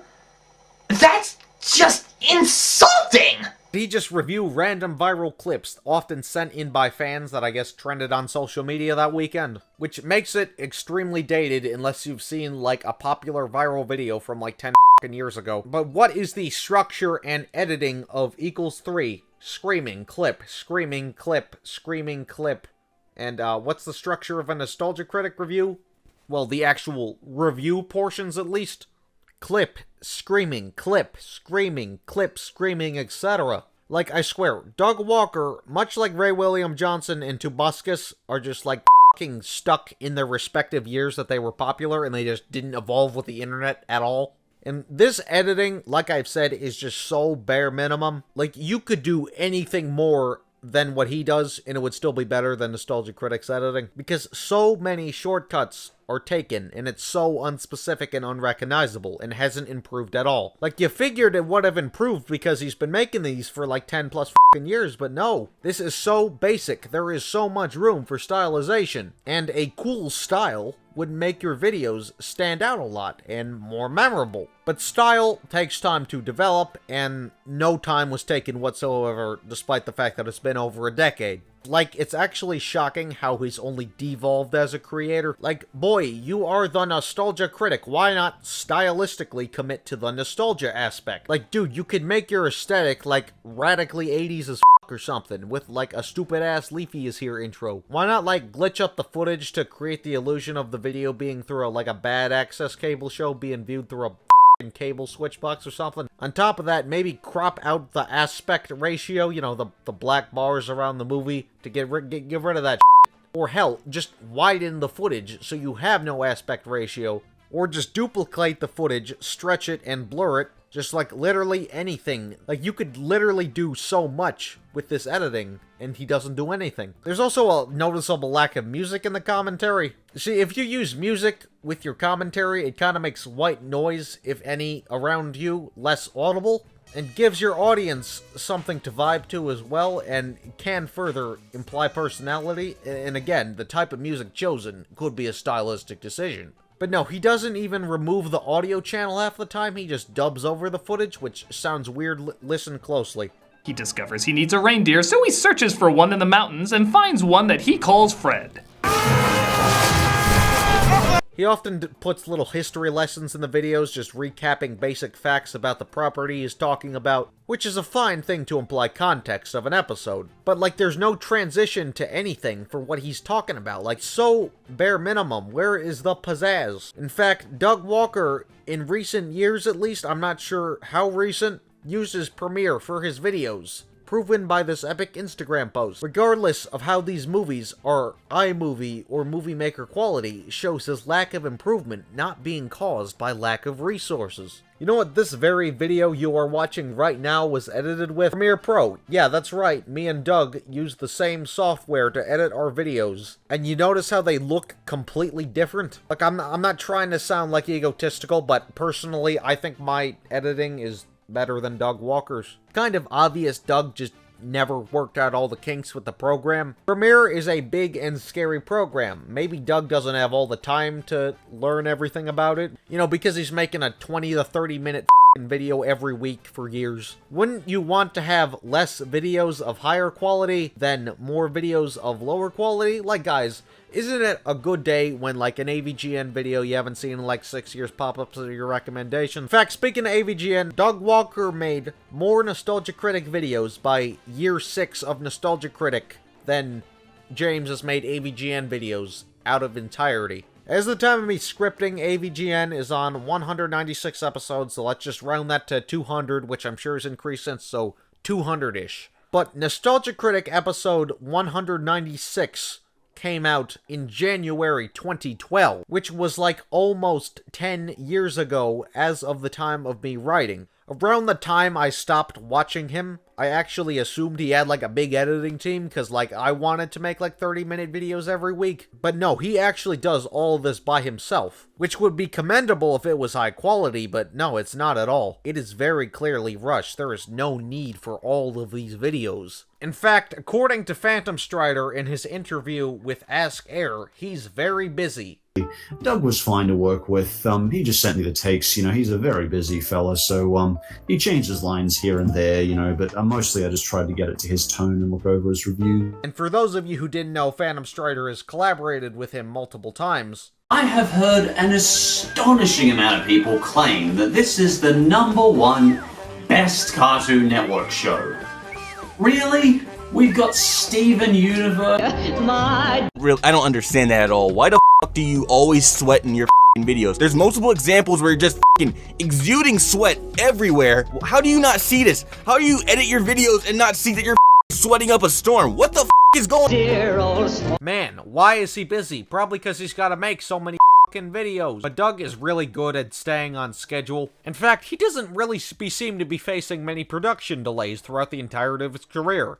Probably because he isn't trying, or just has no clue what he's doing. Like, Scott the Woz, as the time of he's scripting, like, usually makes, like, a video every week. But, like, Scott the Woz usually takes breaks and, like, misses deadlines and shit. Actually, pretty frequently. Which doesn't matter, because the content is not this. And you would assume, wait a second, all of these videos are like 20 or 30 minutes long. You would assume he actually has a lot to say about the things he's talking about. And as a result, he gets hate because people don't like his takes. When in reality, it's probably just because it's not that he makes bad takes, it's that he doesn't make any takes. Or at least not interesting ones. And to be completely fair, sometimes he just makes a bad take. But a majority of the videos just feel like he just pulls a random DVD off the shelf and nothing feels earned as a topic. Like, if you're gonna make a video on something, you have to have an opinion that's already been developed and you're just expressing that opinion through a professional scripted format. And not everything usually ends up becoming a video. You might have an opinion on it, you might find something interesting about it, but is there enough to say about this for this to earn the video slot? In fact, as a writer, I can definitely say I've come up with like 75 ideas, and like only 4 of those actually become videos. I swear it. Anything will just become a video. Like, it doesn't feel as if it's an earned topic, and he says nothing interesting about it. Like, it just feels very it, not, hey, I actually have an interesting thing to say about this piece of art. So many of the videos are just, like, forced into being videos. Like, I'm not gonna do a video on something I have nothing to say about it. Now, you might have something to say about it, but not me, so I'm not gonna make the video. In fact, his videos are similar to, like, Alpha Furry Show or Mr. Johnny Don't Ping Me Ever Enter, in his less recent videos at least. And I like to call his type of reviewing the recap formula style, where you go through something scene by scene and measure it of it being good or bad with your opinion either increasing or decreasing as the movie actually goes along, creating an overall opinion from a combination of every aspect of the film that was just recapped. Now, I do this, I don't actually dislike the formula, but usually this is made by only highlighting things you have to say something about, because if there's nothing to say about it, then don't talk about it. But like Nostalgia Critic videos go over like every f***ing scene and like every f***ing joke, and it's stretched out to like 30 minutes for no reason. Like, if you don't have something to say about a scene, then like, don't mention the scene. Like, when I talked about the 2004 Fat Albert movie, there was like a scene where they go to a fair, but I couldn't make any jokes out of it, so I just didn't acknowledge the scene in the video. Since that's where it's at, I don't want to get skinny. For what? I like the bigger heart that's within me. Ah, shut the f*** up, Mom. I'm listening to the Fat Albert rap. Because that would be pointless. And you notice how I don't go over every single joke too? And I mean like every single joke. Like, hang on guys, now I'm gonna talk about a movie in a Doug Walker style of reviewing, and I guess he's trying to like make fun of the movie as it goes along, but like the jokes just completely fall flat. Like, this would actually be an excusable format if the jokes were good, but obviously you can't expect many good jokes when so much of the movie is being covered. Like, one Nostalgia Critic video is like 1/3 of the actual movie, I swear. So I guess the point of the Nostalgia Critic is to entertain rather than inform. It kind of lacks balance in information and comedy and analysis. Like, those 3 important aspects are not very well balanced. Okay, so let's talk about a movie in the style of Doug Walker reviewing. Okay, I'm gonna be talking about Shaun of the Dead, and Shaun of the Dead is one of my favorite movies. Well, what do I like about it? It's funny. Well, why do I find it funny? Well, that's my job as the critic, to explain the reasoning. So therefore, to contribute to my opinion, I should highlight the scenes that contribute to the opinion of me finding the movie funny. But instead of only highlighting things that contribute to my point, I'm just gonna go over everything, cause fuck it. And when everything is gone over, there is little to no actual analysis, and it's just jokes that aren't funny. This is my Shaun of the Dead Doug Walker style review. So anyway, Shaun walks down the street and oh my god, look at all this product placement. So then he goes and buys a Diet Coke and a red Cornetto. Oh, come on, Simon Pegg. Who the hell likes the red Cornetto? Everyone knows you're not supposed to eat the red Cornetto. Eat the green Cornetto. Look, it's in the world's end. Why couldn't you put it here? It's the best flavor. And, like, that's my entire analysis of the scene, but it's 5 minutes longer. Just imagine that. And you notice how I didn't actually acknowledge anything about the production? Like, you notice how I could have talked about the scene being packed with, like, tons of sight gags, which conclude to the audience that a zombie apocalypse is in fact happening, which, due to the sheer amount of obvious signs that our main protagonist fails to realize within a single shot take, with so much happening in a short time frame with no pauses, in my personal opinion, is integral to the review. That's funny. Like, repeat what I just said in a Doug Walker voice. He's never said anything like that, like, actually acknowledges the production or explains why he dislikes or likes something. If he dislikes something, he's just going, oh, this is stupid and scream. Like, the persuasion that the movie is bad is not balanced with the comedy. You can make jokes about how bad something is, but the jokes don't make observations about anything, or at least not anything that the audience can very clearly see, like the Cornetto. But of the Nostalgia Critic videos, that's just the actual review portions of the videos. So let's go over the anatomy of a post-2013 Nostalgia Critic video. Starts with f***ing epic intro. Then, dumb 2 to 3 minute sketch. Then, some basic facts about the movie that the audience probably already knows because they clicked on the f***ing video. Then, about 9 minutes of clip screaming, then another sketch. Then the conclusion of the movie, and then another ending sketch. And you notice how I'm mentioning sketches a lot? Well, all of a sudden, it decides to be Saturday Night Live out of somewhere. So, post-2013, there's like a lot of sketches in his videos. The skits are on a next level of bad. Holy hell. Like, and I thought the review portions were boring. So, if you didn't know, Nostalgia Critic attempted to make a sketch show called Demo Reel, and I guess he really wanted to make sketch comedy, except no one liked it because it was fucking terrible. But to make Demo Reel and other projects, he temporarily retired the Nostalgia Critic. But then he realized, wait a second, me and my fat cock have this epic property that everyone wants to come back. What if I just put sketches like Demo Reel in Nostalgia Critic so everyone will watch it? The skits in Nostalgia Critic are spiritual successors, if you could call them successors, but they're definitely spiritual because they share a lot of the same issues. But the plot of Demo Reel is that Donnie Dupre likes making movies, and he takes perfect movies and makes them low-quality versions of the movies, because this is an intentional bad stylistic decision,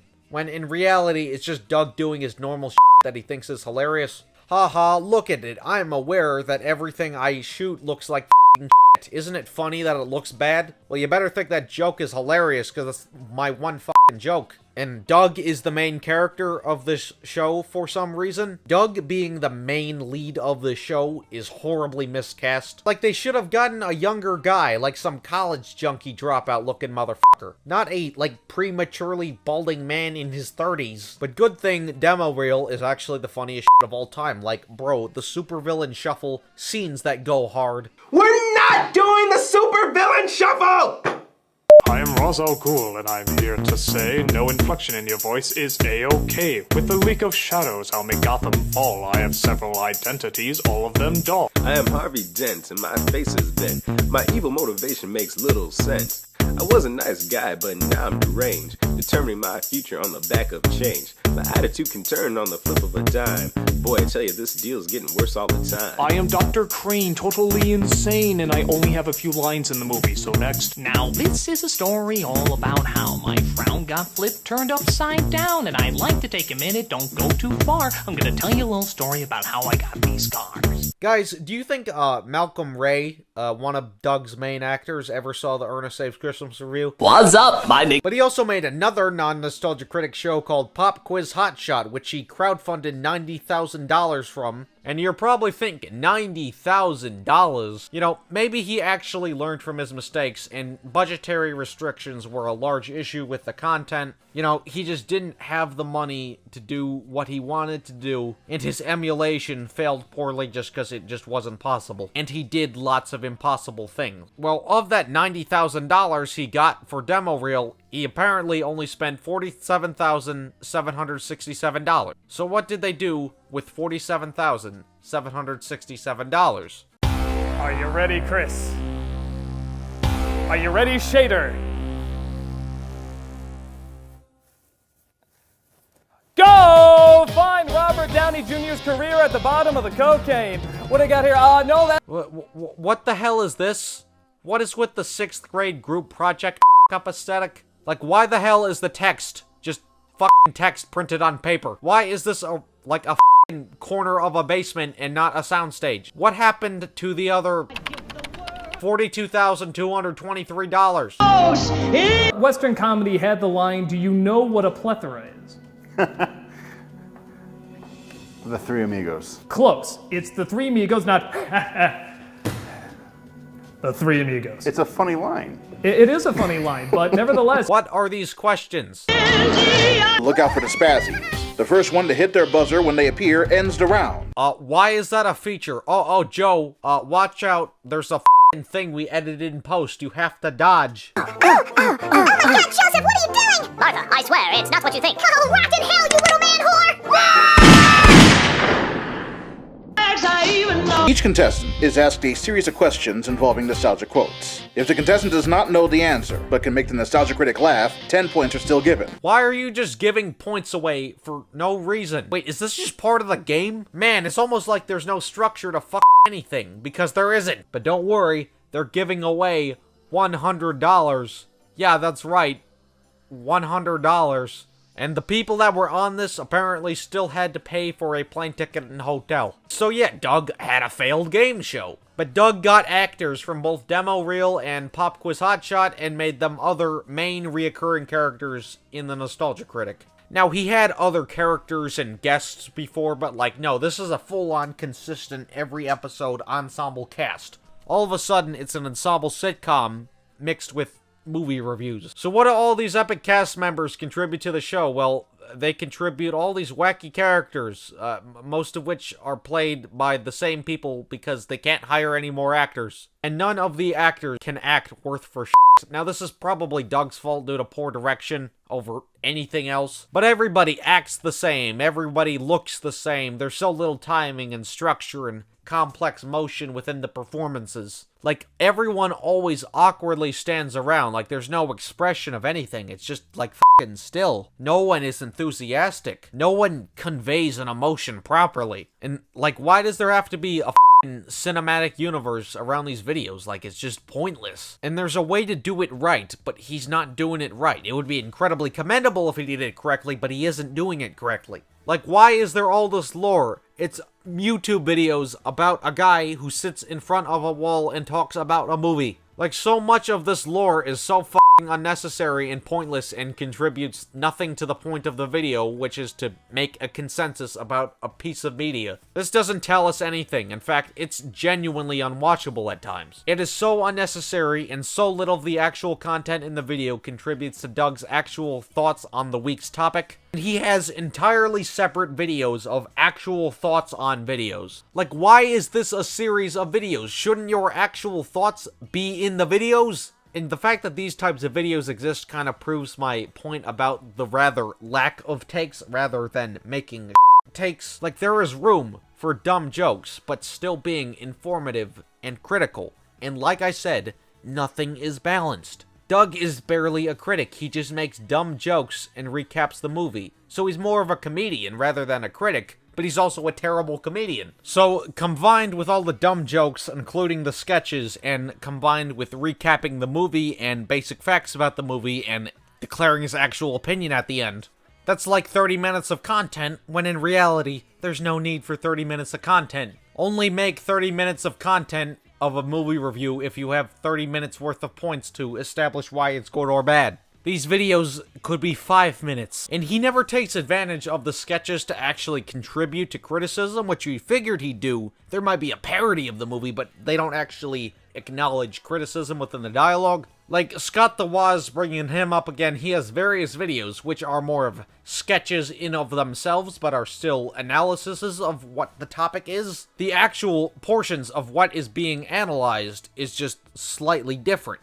It's still an analysis, just presented differently. Okay, so the sketches don't make a point about anything, but are they well produced? No, they're not well produced, as I've established. Most of the time, it is just two idiots back and forth in a room dicking around with a camera. Bringing up AVGN again, there are plenty of videos which are more of sketches than reviews. Except what works about the AVGN videos is that the sketches are, like, actually well produced. So the lack of criticism doesn't make it an issue because there's entertainment value beyond the criticism, which is irrelevant in context. Fighting Bugs Bunny has nothing to do with saying that the video game being discussed in the video sucks. But it manages to having entertainment value because it's a well-made skit. And it actually works as an occasional subversion of formula. If there's some formula variety, it could be interesting. But no, sketches are like an every video thing, and it gets pandering. But the closest thing that James Rolfe AVGN ever made to like an ensemble sitcom, aka what Doug Walker is trying to do in like half his videos, is Board James. The Angry Video Game Nerd's influential and commercial success meant episodes were produced in a higher quantity after April 2006. But by April 2009, 67 episodes had been produced, which seemingly created the urge to do something else. An attempt to shake up the side content beyond what was contractually obligated to be produced, which led to a video review of the board game Mousetrap. A simple but different analysis in comparison to what else was being reviewed on YouTube at the time. It wasn't just a discussion about it either, it took advantage of being a YouTube video and highlighted all the action which made it beloved to begin with, and not being done in the AVGN format for an attempt to be different. And given that it was the same guy, same humor, and similar nerdy retro thing, it could have easily been a way to shake up the format for AVGN episodes. The AVGN Ninja Turtles 3 movie review duology is the only non-game or game-related episode, which excludes things like Nintendo Power, which are related to the primary medium. Although the video is in character, the Ricky 1 review is not listed as an episode, unlike the video it was co-released with Nostalgia Critics Bebe's Kids for NES and Nostalgia Critics Bart's Nightmare, which each count as episodes in the chronology. AVGN's Ninja Turtles 3 movie review features the alias The Angry Movie Nerd, which is only used once. The duology faced copyright issues like most of early YouTube featuring movies, so I imagine there's an alternate timeline where this alias was used again, and the use of a temporary alternate alias not derailing from the presence of signature nerd comedy, additionally excluding any Nostalgia Critic guest appearances, which makes this specific experiment more commendable, and the comedy better given the opportunity to exaggerate his beef with the movie. It's not like he ever did this again, so there couldn't be a worse movie. This Mousetrap review easily could have been the start of another alias, the Angry Board Game Nerd, but it wasn't. It was just Cinemassacre Board Game Review. I find this respectable from a statistical and creative perspective because way more people would have watched it if it was included in the AVGN chronology, and Star the Nerd equaling more money in the end. But its follow-up established a different character, a title character, Board James. His establishment enhancing the opportunity for differentiality, which at the end of the day, it's still inevitably similar because it's a self-insert. Like the first in-character episode, Episode 2, Dragon Strike, has a bit involving the word crap a ton of times. Ooh, rusty crap. That sounds nasty. Rope crap. That's like a long piece of crap coming out of your ass.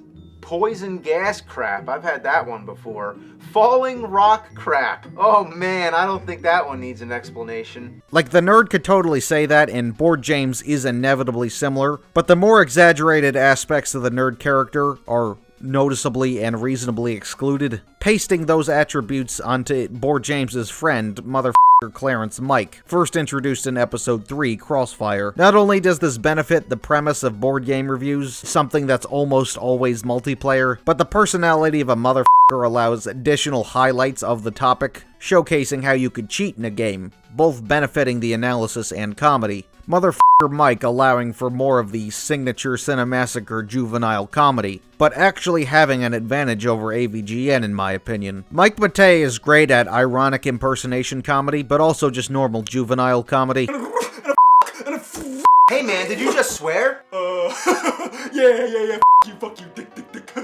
Mike's presence in AVGN had always been an exaggerative impersonation, so here it's a benefit to see Mike as himself and not somebody else's character. In AVGN, I'd argue there's a handful of instances where the episode quality is hindered on the additional character quality. Like the Nintendo World Championships episode has all the pieces in the right place, it's just that Pat the NES punk isn't funny. Nerdy Turd and Pickles episodes could be better if their character was given anything to do, better justifying their inclusion. Gadget will always be the superior Cinemassacre animated poop character. Brown bricks with Minecraft. AVGN's Texas Chainsaw Massacre has 3 extra characters and the performances are great, and it's one of the best episodes of the series in my opinion. If Motherfucker Mike was established in episode 2, he'd be perfect for saying poison gas crap. Episode 8, Mr. Bucket, being a turning point for the series, adding a horror aspect to the comedy. The plot is so stupid that it loops back around to being genius, consisting of the toy coming to life and wanting to suck on James and Mike's balls instead of the balls included with the game. Mr. Bucket got a re-release in 2017, and I remember being so shocked seeing that in the store for the first time, because I, and I'm sure a whole generation of kids, were first introduced to Mr. Bucket through this stupid edgy video. And I've never looked at a Mr. Bucket normally ever in my life, this video ruining my life in the best way possible. These first episodes are considered as Season 1, released between 2009 and 2010, with Season 2 running between the rest of 2010 to 2013. The next episode, Tornado Rex, while not being an ape horror, further improved the format with the introduction of Bad Luck Bootsy, expanding the group to a main trio. Bootsy working as a purposeful incorporation to display how mistakes can be made and victory can be achieved with his losses. The punching bag player, once again, both benefiting the comedy and analysis aspect of the series. Bootsy also contributes songs to the episodes. The songs do a great job of parodying something you could hear in a commercial. They're just perfect little commercial jingles, and then they drop an F-bomb out of nowhere, which completely catches you off guard. The non-trio episodes of Season 2 are kind of a slog to get through and nothing really happens. There's way more improv and less analysis, and they sometimes feel a lot like less reviews, with Mike being used less sparingly. There's an episode that's shot live at PAX, an annual gaming expo, and it's incredibly out of place in the chronology. Like, it's just playing a board game with other people I've never heard of besides Kevin Finn and fellow Kick-Assia cast member Angry Joe. It's like a vlog, not an episode. Why is this here? The biggest instance of wasted potential in the series has to be the Doggy Doo episode. I don't know when this started, but when I was a kid, it drove me crazy that all the new board games that were coming out involved toilet humor, like Doggy Doo, Peeing Cup, Doo-Doo Kangaroo, Toilet Trouble, Guess Poo, Don't Step in It, Shoot the Poop, Flush and Frenzy, Monkey See, Monkey Poo, Pick-a-Poo, Poop Wars. Like, do companies just want kids to play with dog turds? Maybe I was the weird kid for not wanting to play with dog turds. Like, 21st century children's board games have a strong emphasis on toilet humor, and even as a kid I found it insulting. And this episode could have been a really good dive into the over-reliance on toilet humor, but it's just dicking off with dog turds like the game suggests. It's also out of character for board games to enjoy playing with dog turds. Wait, did South Park predict modern board games? I made a mariachi, Mr. Hanky. Now it's a Mrs. Hanky. Let's put the fizz hat on him. I wish Daddy was still alive. The season finale, Dream Phone, is another highlight of the series, being another great ape-shit horror, turning a surprisingly good game for little girls into a possessed humanoid villain. Dream Phone was also intended as an ending to the series. Afterward, the series would go on hiatus until 2015, with 8 more episodes. And that year, it was back and better than ever. In fact, there were more Board Games episodes than AVGN episodes in 2015, but not total runtime. You see, this is when Bimmy complained about time restrictions reasonably. Dedicating so much time to this project over the nerd was a risk that paid off in my opinion. The shot composition is improved and the attic setting is a well-detailed set, further allowing more lighting tricks, with previous episodes being shot in familiar rooms. And it's an extremely minor nitpick to say, does the nerd mind Board James playing in his room? So with this season, they actually eliminated the need to ask a completely inconsequential question. Full House and Urkel Games was the first Cinemassacre video I ever saw, even before the discovery of the nerd, so I have a soft spot for that one. But it works as a great parody of the TGIF family dynamic.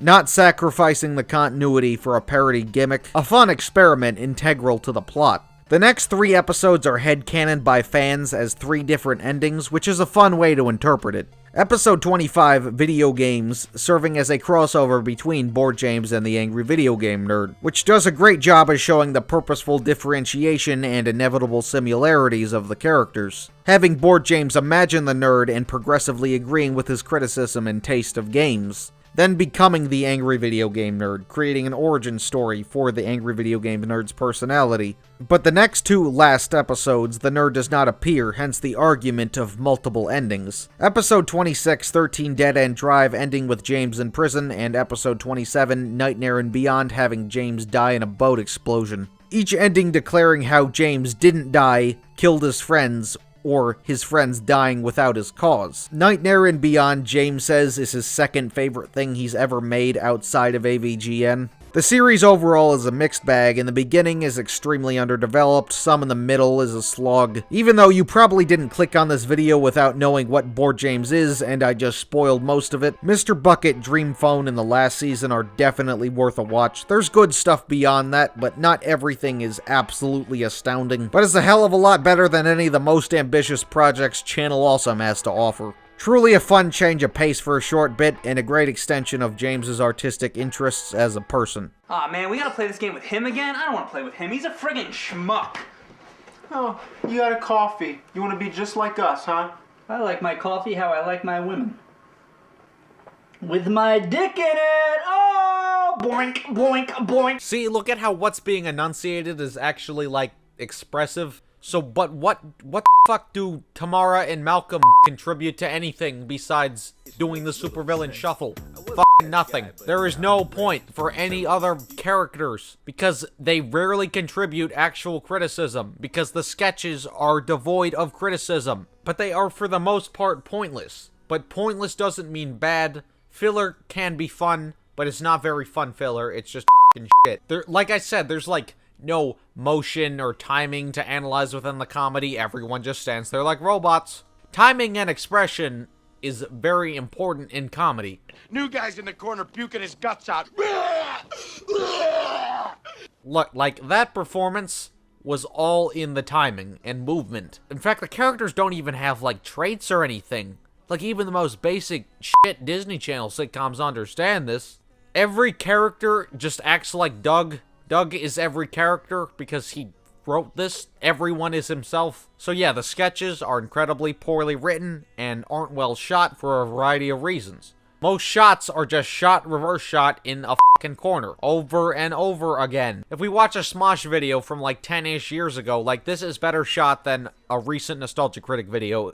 Like, old Smosh videos actually look much better than Nostalgia Critic videos. There's, like, actual, like, variety in the composition. Like, look how the camera cuts. If this were Nostalgia Critic, the 2 characters would be casually just on the couch talking in a singular take. And despite the fact that he clearly has the money for much more production resources, he doesn't take advantage of that, and it's insulting. And he never actually takes advantage of special effects to have the same person on screen at multiple times. Like, it just cuts to someone else in a different costume. Despite the fact that it tries to have, like, tons of crazy effects, of course it falls flat, but it attempts. Because Doug is very clearly aware that what he does looks like shit, but, like, that's the joke. Haha, get it? It looks bad. In fact, there's, like, tons of makeup and costumes and green screen that all look like shit, too. Like, why actually take the time to create realistic, good-looking green screen environments when we could just MS Paint it because hee. Like I said, these videos are made every fucking week. There is such little time to do anything. Like, this time crunch is fucking the entire thing up. But in fact, he even has, like, a sub-series of Nostalgia Critic dubbed Clipless Reviews because Doug reviews the movie, but without footage from the movie because it came out in theaters 2 weeks ago, which is incredibly inconsistent with the gimmick of the series. Like, guys, I wanted to make a Rise of Skywalker video the second I walked out of the theater because I was just, like, laughing because the fact that I just experienced, like, no emotion for 2 hours straight. And whether you agree with my take on the Rise of Skywalker or not, you gotta give me some credit for waiting till the movie was out on digital instead of reenacting the movie at home. And out of all of the clipless reviews, which he's done multiple Star Wars episodes of, the Star Wars ones look the worst. You know, Star Wars, you know, the thing that had, like, effects that f***ing revolutionized the industry. I have come to deliver the most awesome scene in the movie. Yeah, no, this is nothing. This is literally nothing. I can do this with no hands. Watch. Yeah. Get down. Wow, yeah. My saber is also great at making people shorter. But nah, guys, we made, like, Star Wars in, like, 2 weeks. Yeah, let's just green screen everything, even if it's something that could be done practically. Like, guys, why actually drive down to a beach and film on a beach when we could just green screen the beach in a f***ing room instead? Like, if you're gonna green screen everything, at least make it a convincing green screen. There is no work put into this whatsoever. And like I said, the costumes are atrocious. But don't worry, that's the joke, and you better think that everything looks like shit joke is hilarious. When in reality, the everything looks like shit joke gets really old really quickly.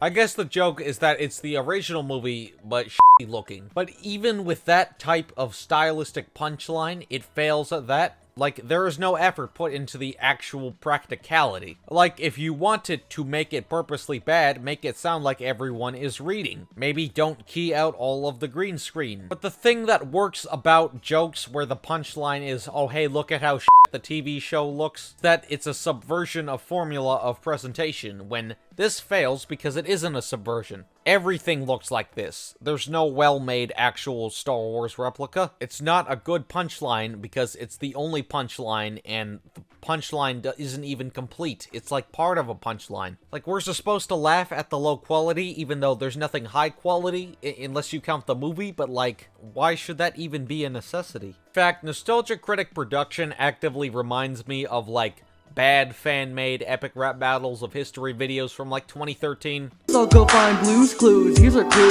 Your hairstyle makes you look like a Jew. Which kind of share, like, the same rushed it mentality, both in costumes and casting and cinematography. Go my Verses are more crap than what Bobby listens to. I'll meet you in the bathroom, give you my joy would tell. Nice backup vocal. Also, That's very gay. like seriously, jokes in a battle involving Blue's Clues characters, and your fans wonder why we took these fucking videos down.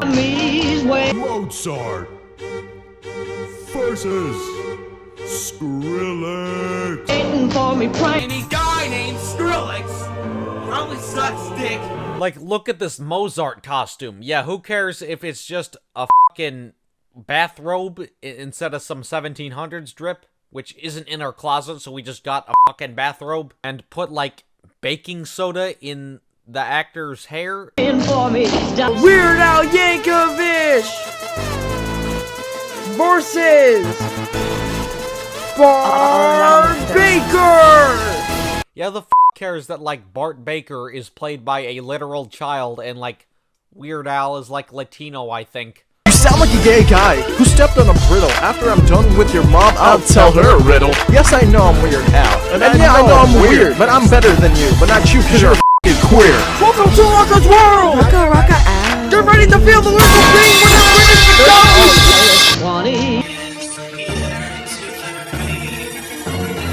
The king has entered, so all eyes on me. I'm a hard collect. Yeah, f it. We don't have a black actor to play Tupac, so let's just literally f***ing blackface instead. Oh, look, there's one with Doug in it by some f***ing coincidence. But the difference between Bart Baker over here and Nostalgia Critic is that Nostalgia Critic is made by people with years of experience and unlimited money and technological advancements. Like, remember how I said all of the actors in Nostalgia Critic portray multiple characters? Well, they have a limited amount of actors. But very rarely is actual thought put into the acting process. It's just kind of very, f it. Okay, Tamara is a white woman, so I guess she has to be Rey, because, like, Rey is a white woman. Now, Tamara doesn't actually look much like Daisy Ridley at all. I'm not insulting her physical appearance, I'm just saying she does not look like the same person she's attempting to portray, despite being a member of the same sex and same skin pigmentation. Malcolm has the worst out of anyone, because he's just like every black character, because he's black. Yeah, who cares if he's not a little girl. So I got a black Morty from another dimension. I'm the woke version. Like, I'm not trying to insult anyone's appearance. I'm just saying, like, physically, these people often do not resemble the actual actors, even in the cosplay, which is kind of deprivative from the point of reenacting the footage yourself. I guess it's supposed to be like the Family Guy Star Wars specials or something. And don't forget to watch Family Guy, Sunday nights at... Family Guy.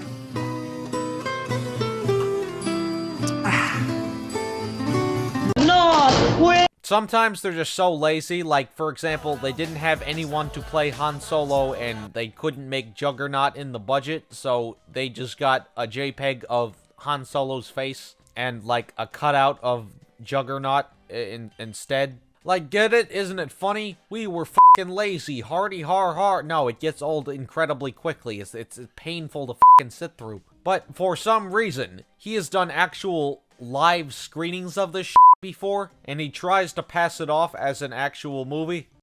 Thanks everybody for coming out to the big screen premiere of our review of It Chapter 2. We had a great time meeting you guys, and like all... This is what hell on earth looks like. In fact, why is he reviewing things in theaters? At the time of the release, I thought they were supposed to be his gimmick, that he's revisiting things from his childhood. But I guess he ran out of things to revisit, now he just covers whatever he wants. Okay, so he's evolved his territory, which would be fine if the videos were good, making the alteration justifiable, but it's not justifiable. So his territory was originally 80s and 90s stuff, because he was born in 1981, but then he switched over to things anyone could be nostalgic for, really, not just him. Like, for example, for a nostalgic review, he talked about the first Frozen when Frozen 2 came out around the same time. So yeah, it'd been a while since the OG Frozen, and most people could be nostalgic for it. But you're not nostalgic for it. What connection do you have to this? It's been a while, but you're not a child. Well, I mean, like, if you want to get technical, the very first episode was Transformers 2007, which was in theaters at the time the video came out. So I guess he has done this from the beginning, but at least Transformers somewhat gets a pass because it was based on an 80s and 90s property, and it's a shitty adaptation of an old property. Of course, you can break your gimmick, but, like, Doug breaks his gimmick so much that it's not significant, it's just the new gimmick. Like, AVGN did videos on, like, Sonic 06 and Life of a Black Tiger, which was out of his territory, but that's such a small amount of all the episodes. That's fine as an occasional subversion of formula. It's not like he talks about a PS4 game every 2 fucking episodes. In fact, I think the nostalgia shifts with his audience. His most popular video is his review of The Adventures of Shark Boy and Lava Girl, which, you know, is a children's movie from 2005. He ruined my dream journal! I did not! Mr. Electric, send him to the principal's office and have him expelled! Very clearly not nostalgic to Doug, but it's definitely nostalgic to some of his viewers, hence to why it's the most popular video on his channel. I mean, like, he undeniably has gained a new audience as years go past. In fact, he might have made this change just for the money, or the fact that he was running out of ideas. Because nostalgia is an emotion, and it's a powerful emotion, and just like any emotion, it can be manipulated. If my next video was called, "This episode of Martha Speaks was a little bit dark," would you click on that video? Well, I would, because I'm nostalgic for Martha Speaks. Of course, I'm curious to see how it's a little bit dark. This film takes place less than a year after the September 11th terrorist attacks. It works. It fucking brings in the big bucks. Nostalgic people are clicking on the video, despite the fact that that's not an 80s or 90s thing. His audience shifts over time, and he kind of took advantage of that, which devalued a lot of the integrity and significance of the selected topics. And you gotta understand, back in 2007, clips screaming was like legitimately edited content. And if, like, you could legitimately edit a video in, like, 2007, you stood out from the crowd. Standards have shifted, and Doug has become less and less relevant because production standards have increased, and Doug cannot live up to those standards. He's just another reviewer. He no longer stands out from the crowd. But the shift in direction, I do think, turned a lot of people off because it loses personal connection because of the original audience. Like, for some reason, he decided to make his 10-year anniversary special a review of Norm of the North. Now, for those of you who didn't know, Norm of the North was a hate bandwagon for a long time. In fact, lots of people consider it one of, if not the worst mainstream theatrically released animated film of all time. So that excludes things like Food Fight and Rap City Street Kids. As like a major motion animated picture in North America, it's one of, if not the worst of those, is what the consensus of the movie was. So yeah, Norm of the North, pretty infamously bad movie. That's why I talked about it. But like, why make it your 10-year anniversary? Like, what does this have to do with reflecting on 10 years? This could have been a special episode, because it's a subversion of formula. You review shit from like 3 years ago all the time. It's not special. Maybe it was because of the publicity, because he wanted to talk about it. He's also talking about the Emoji Movie. Why? I don't know, you gotta get them clicks. Everyone's fucking talked about the Emoji Movie. I fucking talked about it, everyone did. In fact, his 10-year anniversary isn't even a reflection of growth, which makes sense because he's barely grown as a creator. Like, a majority of the issues with his content add up if you actually think about them. It's insane, and it's insulting to watch. The next issue with this content that I have is the thumbnails. Now, some of the thumbnails are just obnoxious. Back in the day, his thumbnails just used to be title cards like AVGN, but not now. It's just now Doug's face inserted into a piece of promotional material related to the media, and it looks awful, and Doug is usually screaming. Oh, hey, look, he ripped off the Weird Al Palooza album cover. Oh, this one is my favorite. Forgive me, Father. Jesus Christ. Hey, yo, Doug, I know you did not just not invite me to the eating Superman contest with Angry Joe. That's what it fucking looks like. Why are they both screaming? Me when my mom says that we can have gushers after dinner, am I right? Doug, it's only Wednesday, 5 p.m. Central Time. It's not Fursuit Friday. You can't be wearing that. Doug, are you gonna, like, punch children? You could punch me, Daddy. Oh, dude, I always wanted to see Doug's head as a M&M. Like, I guess these thumbnails are better than, like, MS Paint, Comic Sans nonsense, but, like, a majority of the thumbnails are trying to be funny, and they're not funny at all. Like, I just think there are genuine flaws out of inconsistencies with premise and what I've said about the sketches, which are pointless. Like, a majority of what's wrong with Nostalgia Critic is either out of just bad critiques or inconsistencies with premise. So is he the worst YouTuber in the world? Absolutely not, but, like, his content is bad. But at least his videos are, like, actual content. He is legitimately trying, he just completely falls on his ass and is never gonna get back up. And hasn't. In fact, I think the best Channel Awesome videos are the Disney-cember videos, which are more of, like, actual critiques. Like, it's unfortunate that, like, his legitimate critiques, which you figured he would put in Nostalgia Critic, but no, he puts his legitimate thoughts in Disney-cember videos, and his actual thoughts sub-series of videos, for some reason, are just downsized to being released daily at the end of the year, with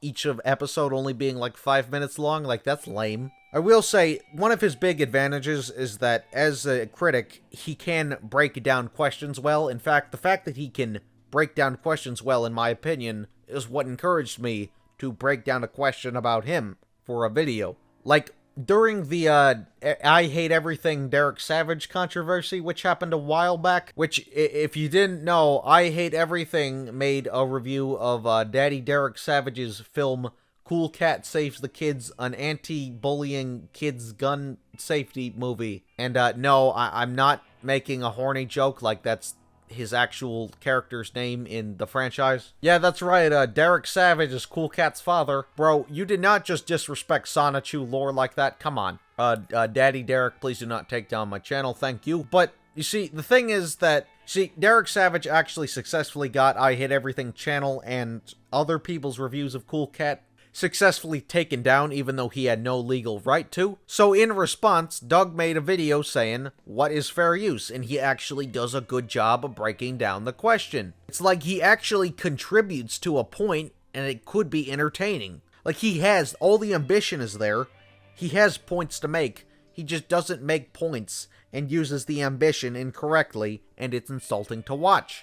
Doug obviously has an ego, he's very much, Mr. I can do everything by myself in a short amount of time. And also, I'm the king of comedy. I have an epic supporting cast with epic material, and I am so great, and I never listen to, like, anyone's criticism, and I keep doing the same shit because I'm so smart, guys. Man, I can't believe no one appreciates the emotional complexity of the supervillain Shuffle. I never tried anything different because I'm just so great. Like, his ego starts just this domino effect, which creates this, I'm gonna make a video every week, and then every issue just comes tumbling the down. Like, it's just a domino effect. Like, he systematically refuses to improve, and he never gets his together. It's not like he ever, like, said anything bad.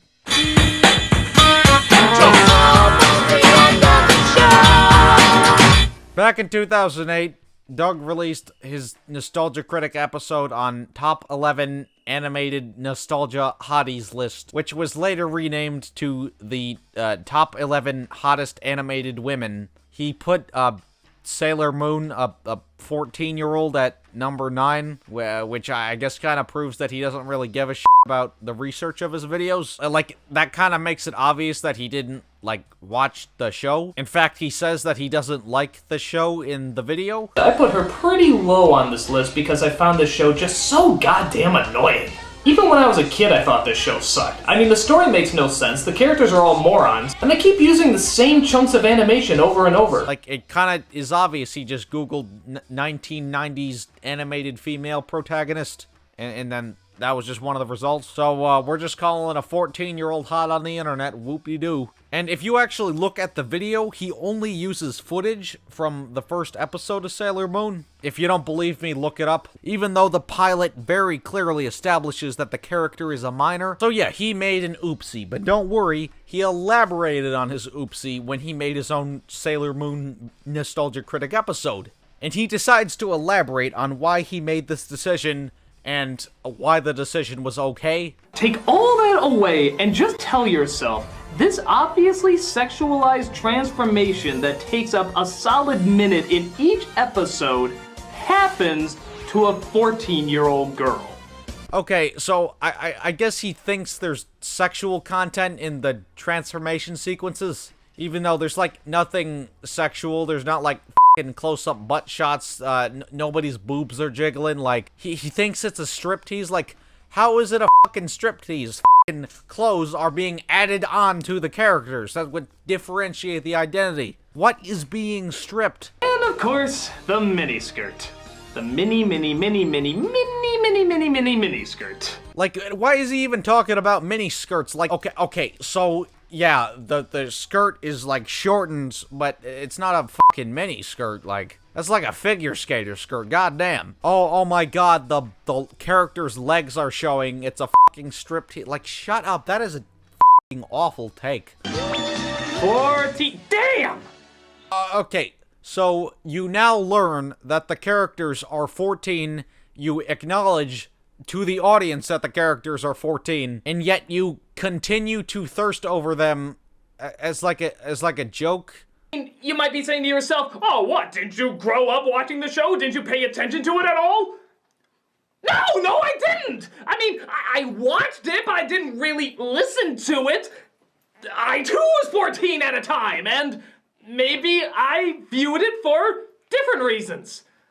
Like, haha, the statutory rape.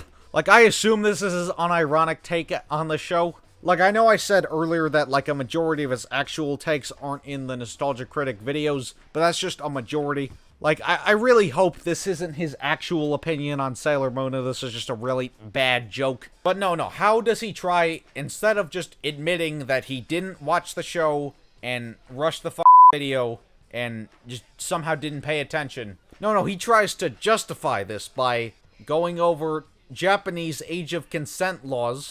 Before any of you find this incredibly creepy, let me make one thing perfectly clear. The age of consent in many parts of Japan is, in fact, 13 years old. Now you may find it incredibly creepy. And yes, there's a lot of fine print to that law that evens it out a bit, but there's just as much fine print that evens it back into kinky territory again.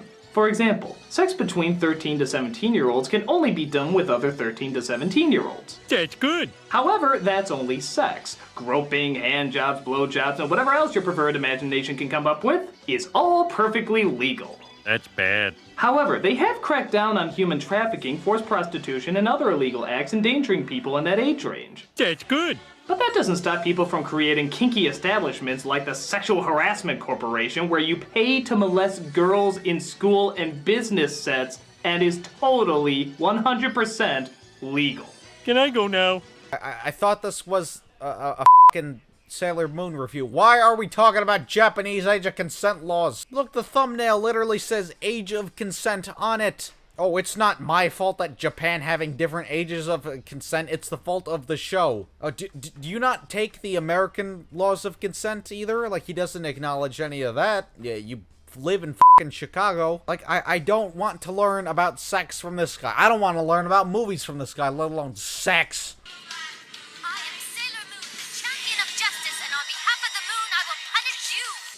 Oh my god, this is awful. Turn that back on. Who said that? I did. Penis? Yeah. You can talk? All penises talk around this age. It's the greatest secret no woman knows about, but wouldn't be the least bit shocked to discover. Well, despite what a terrifying discovery this is, I'm still not gonna watch this show. It doesn't matter what you think. From now on, I'll be calling all the shots. You're gonna see everything in a whole new light. What are you talking about? Look at that show again. Looks damn good now, doesn't it? Wow. There's more to this show than I thought. Oh yeah. No, I'm a mentally capable male. I won't let my penis call all my decisions for me. Turn that back on, or I'll shoot where the sun always shines. No, I won't. And like, what was the actors' meeting for this? Like, okay, Malcolm, you're gonna play my cock. Oh, no, my cock is talking because I'm ripping off South Park and I'm horny over a minor. But that's okay, I'm a minor in the scene as well. There is no way they would have gotten away with that in the 90s. They wouldn't get away with that now. Like, you're putting f***ing porn in a kid's show. No one would get away with that. So is Nostalgia Critic worth the hate? Yeah, absolutely. It is shockingly low in redeeming qualities, and it sucks. The end. Take Las Palmas to Colorado. Take Colorado down to Pico. And that's how you get to Llama School. You go to Pico. You take Pico to Colorado. Take Colorado to Las Palmas.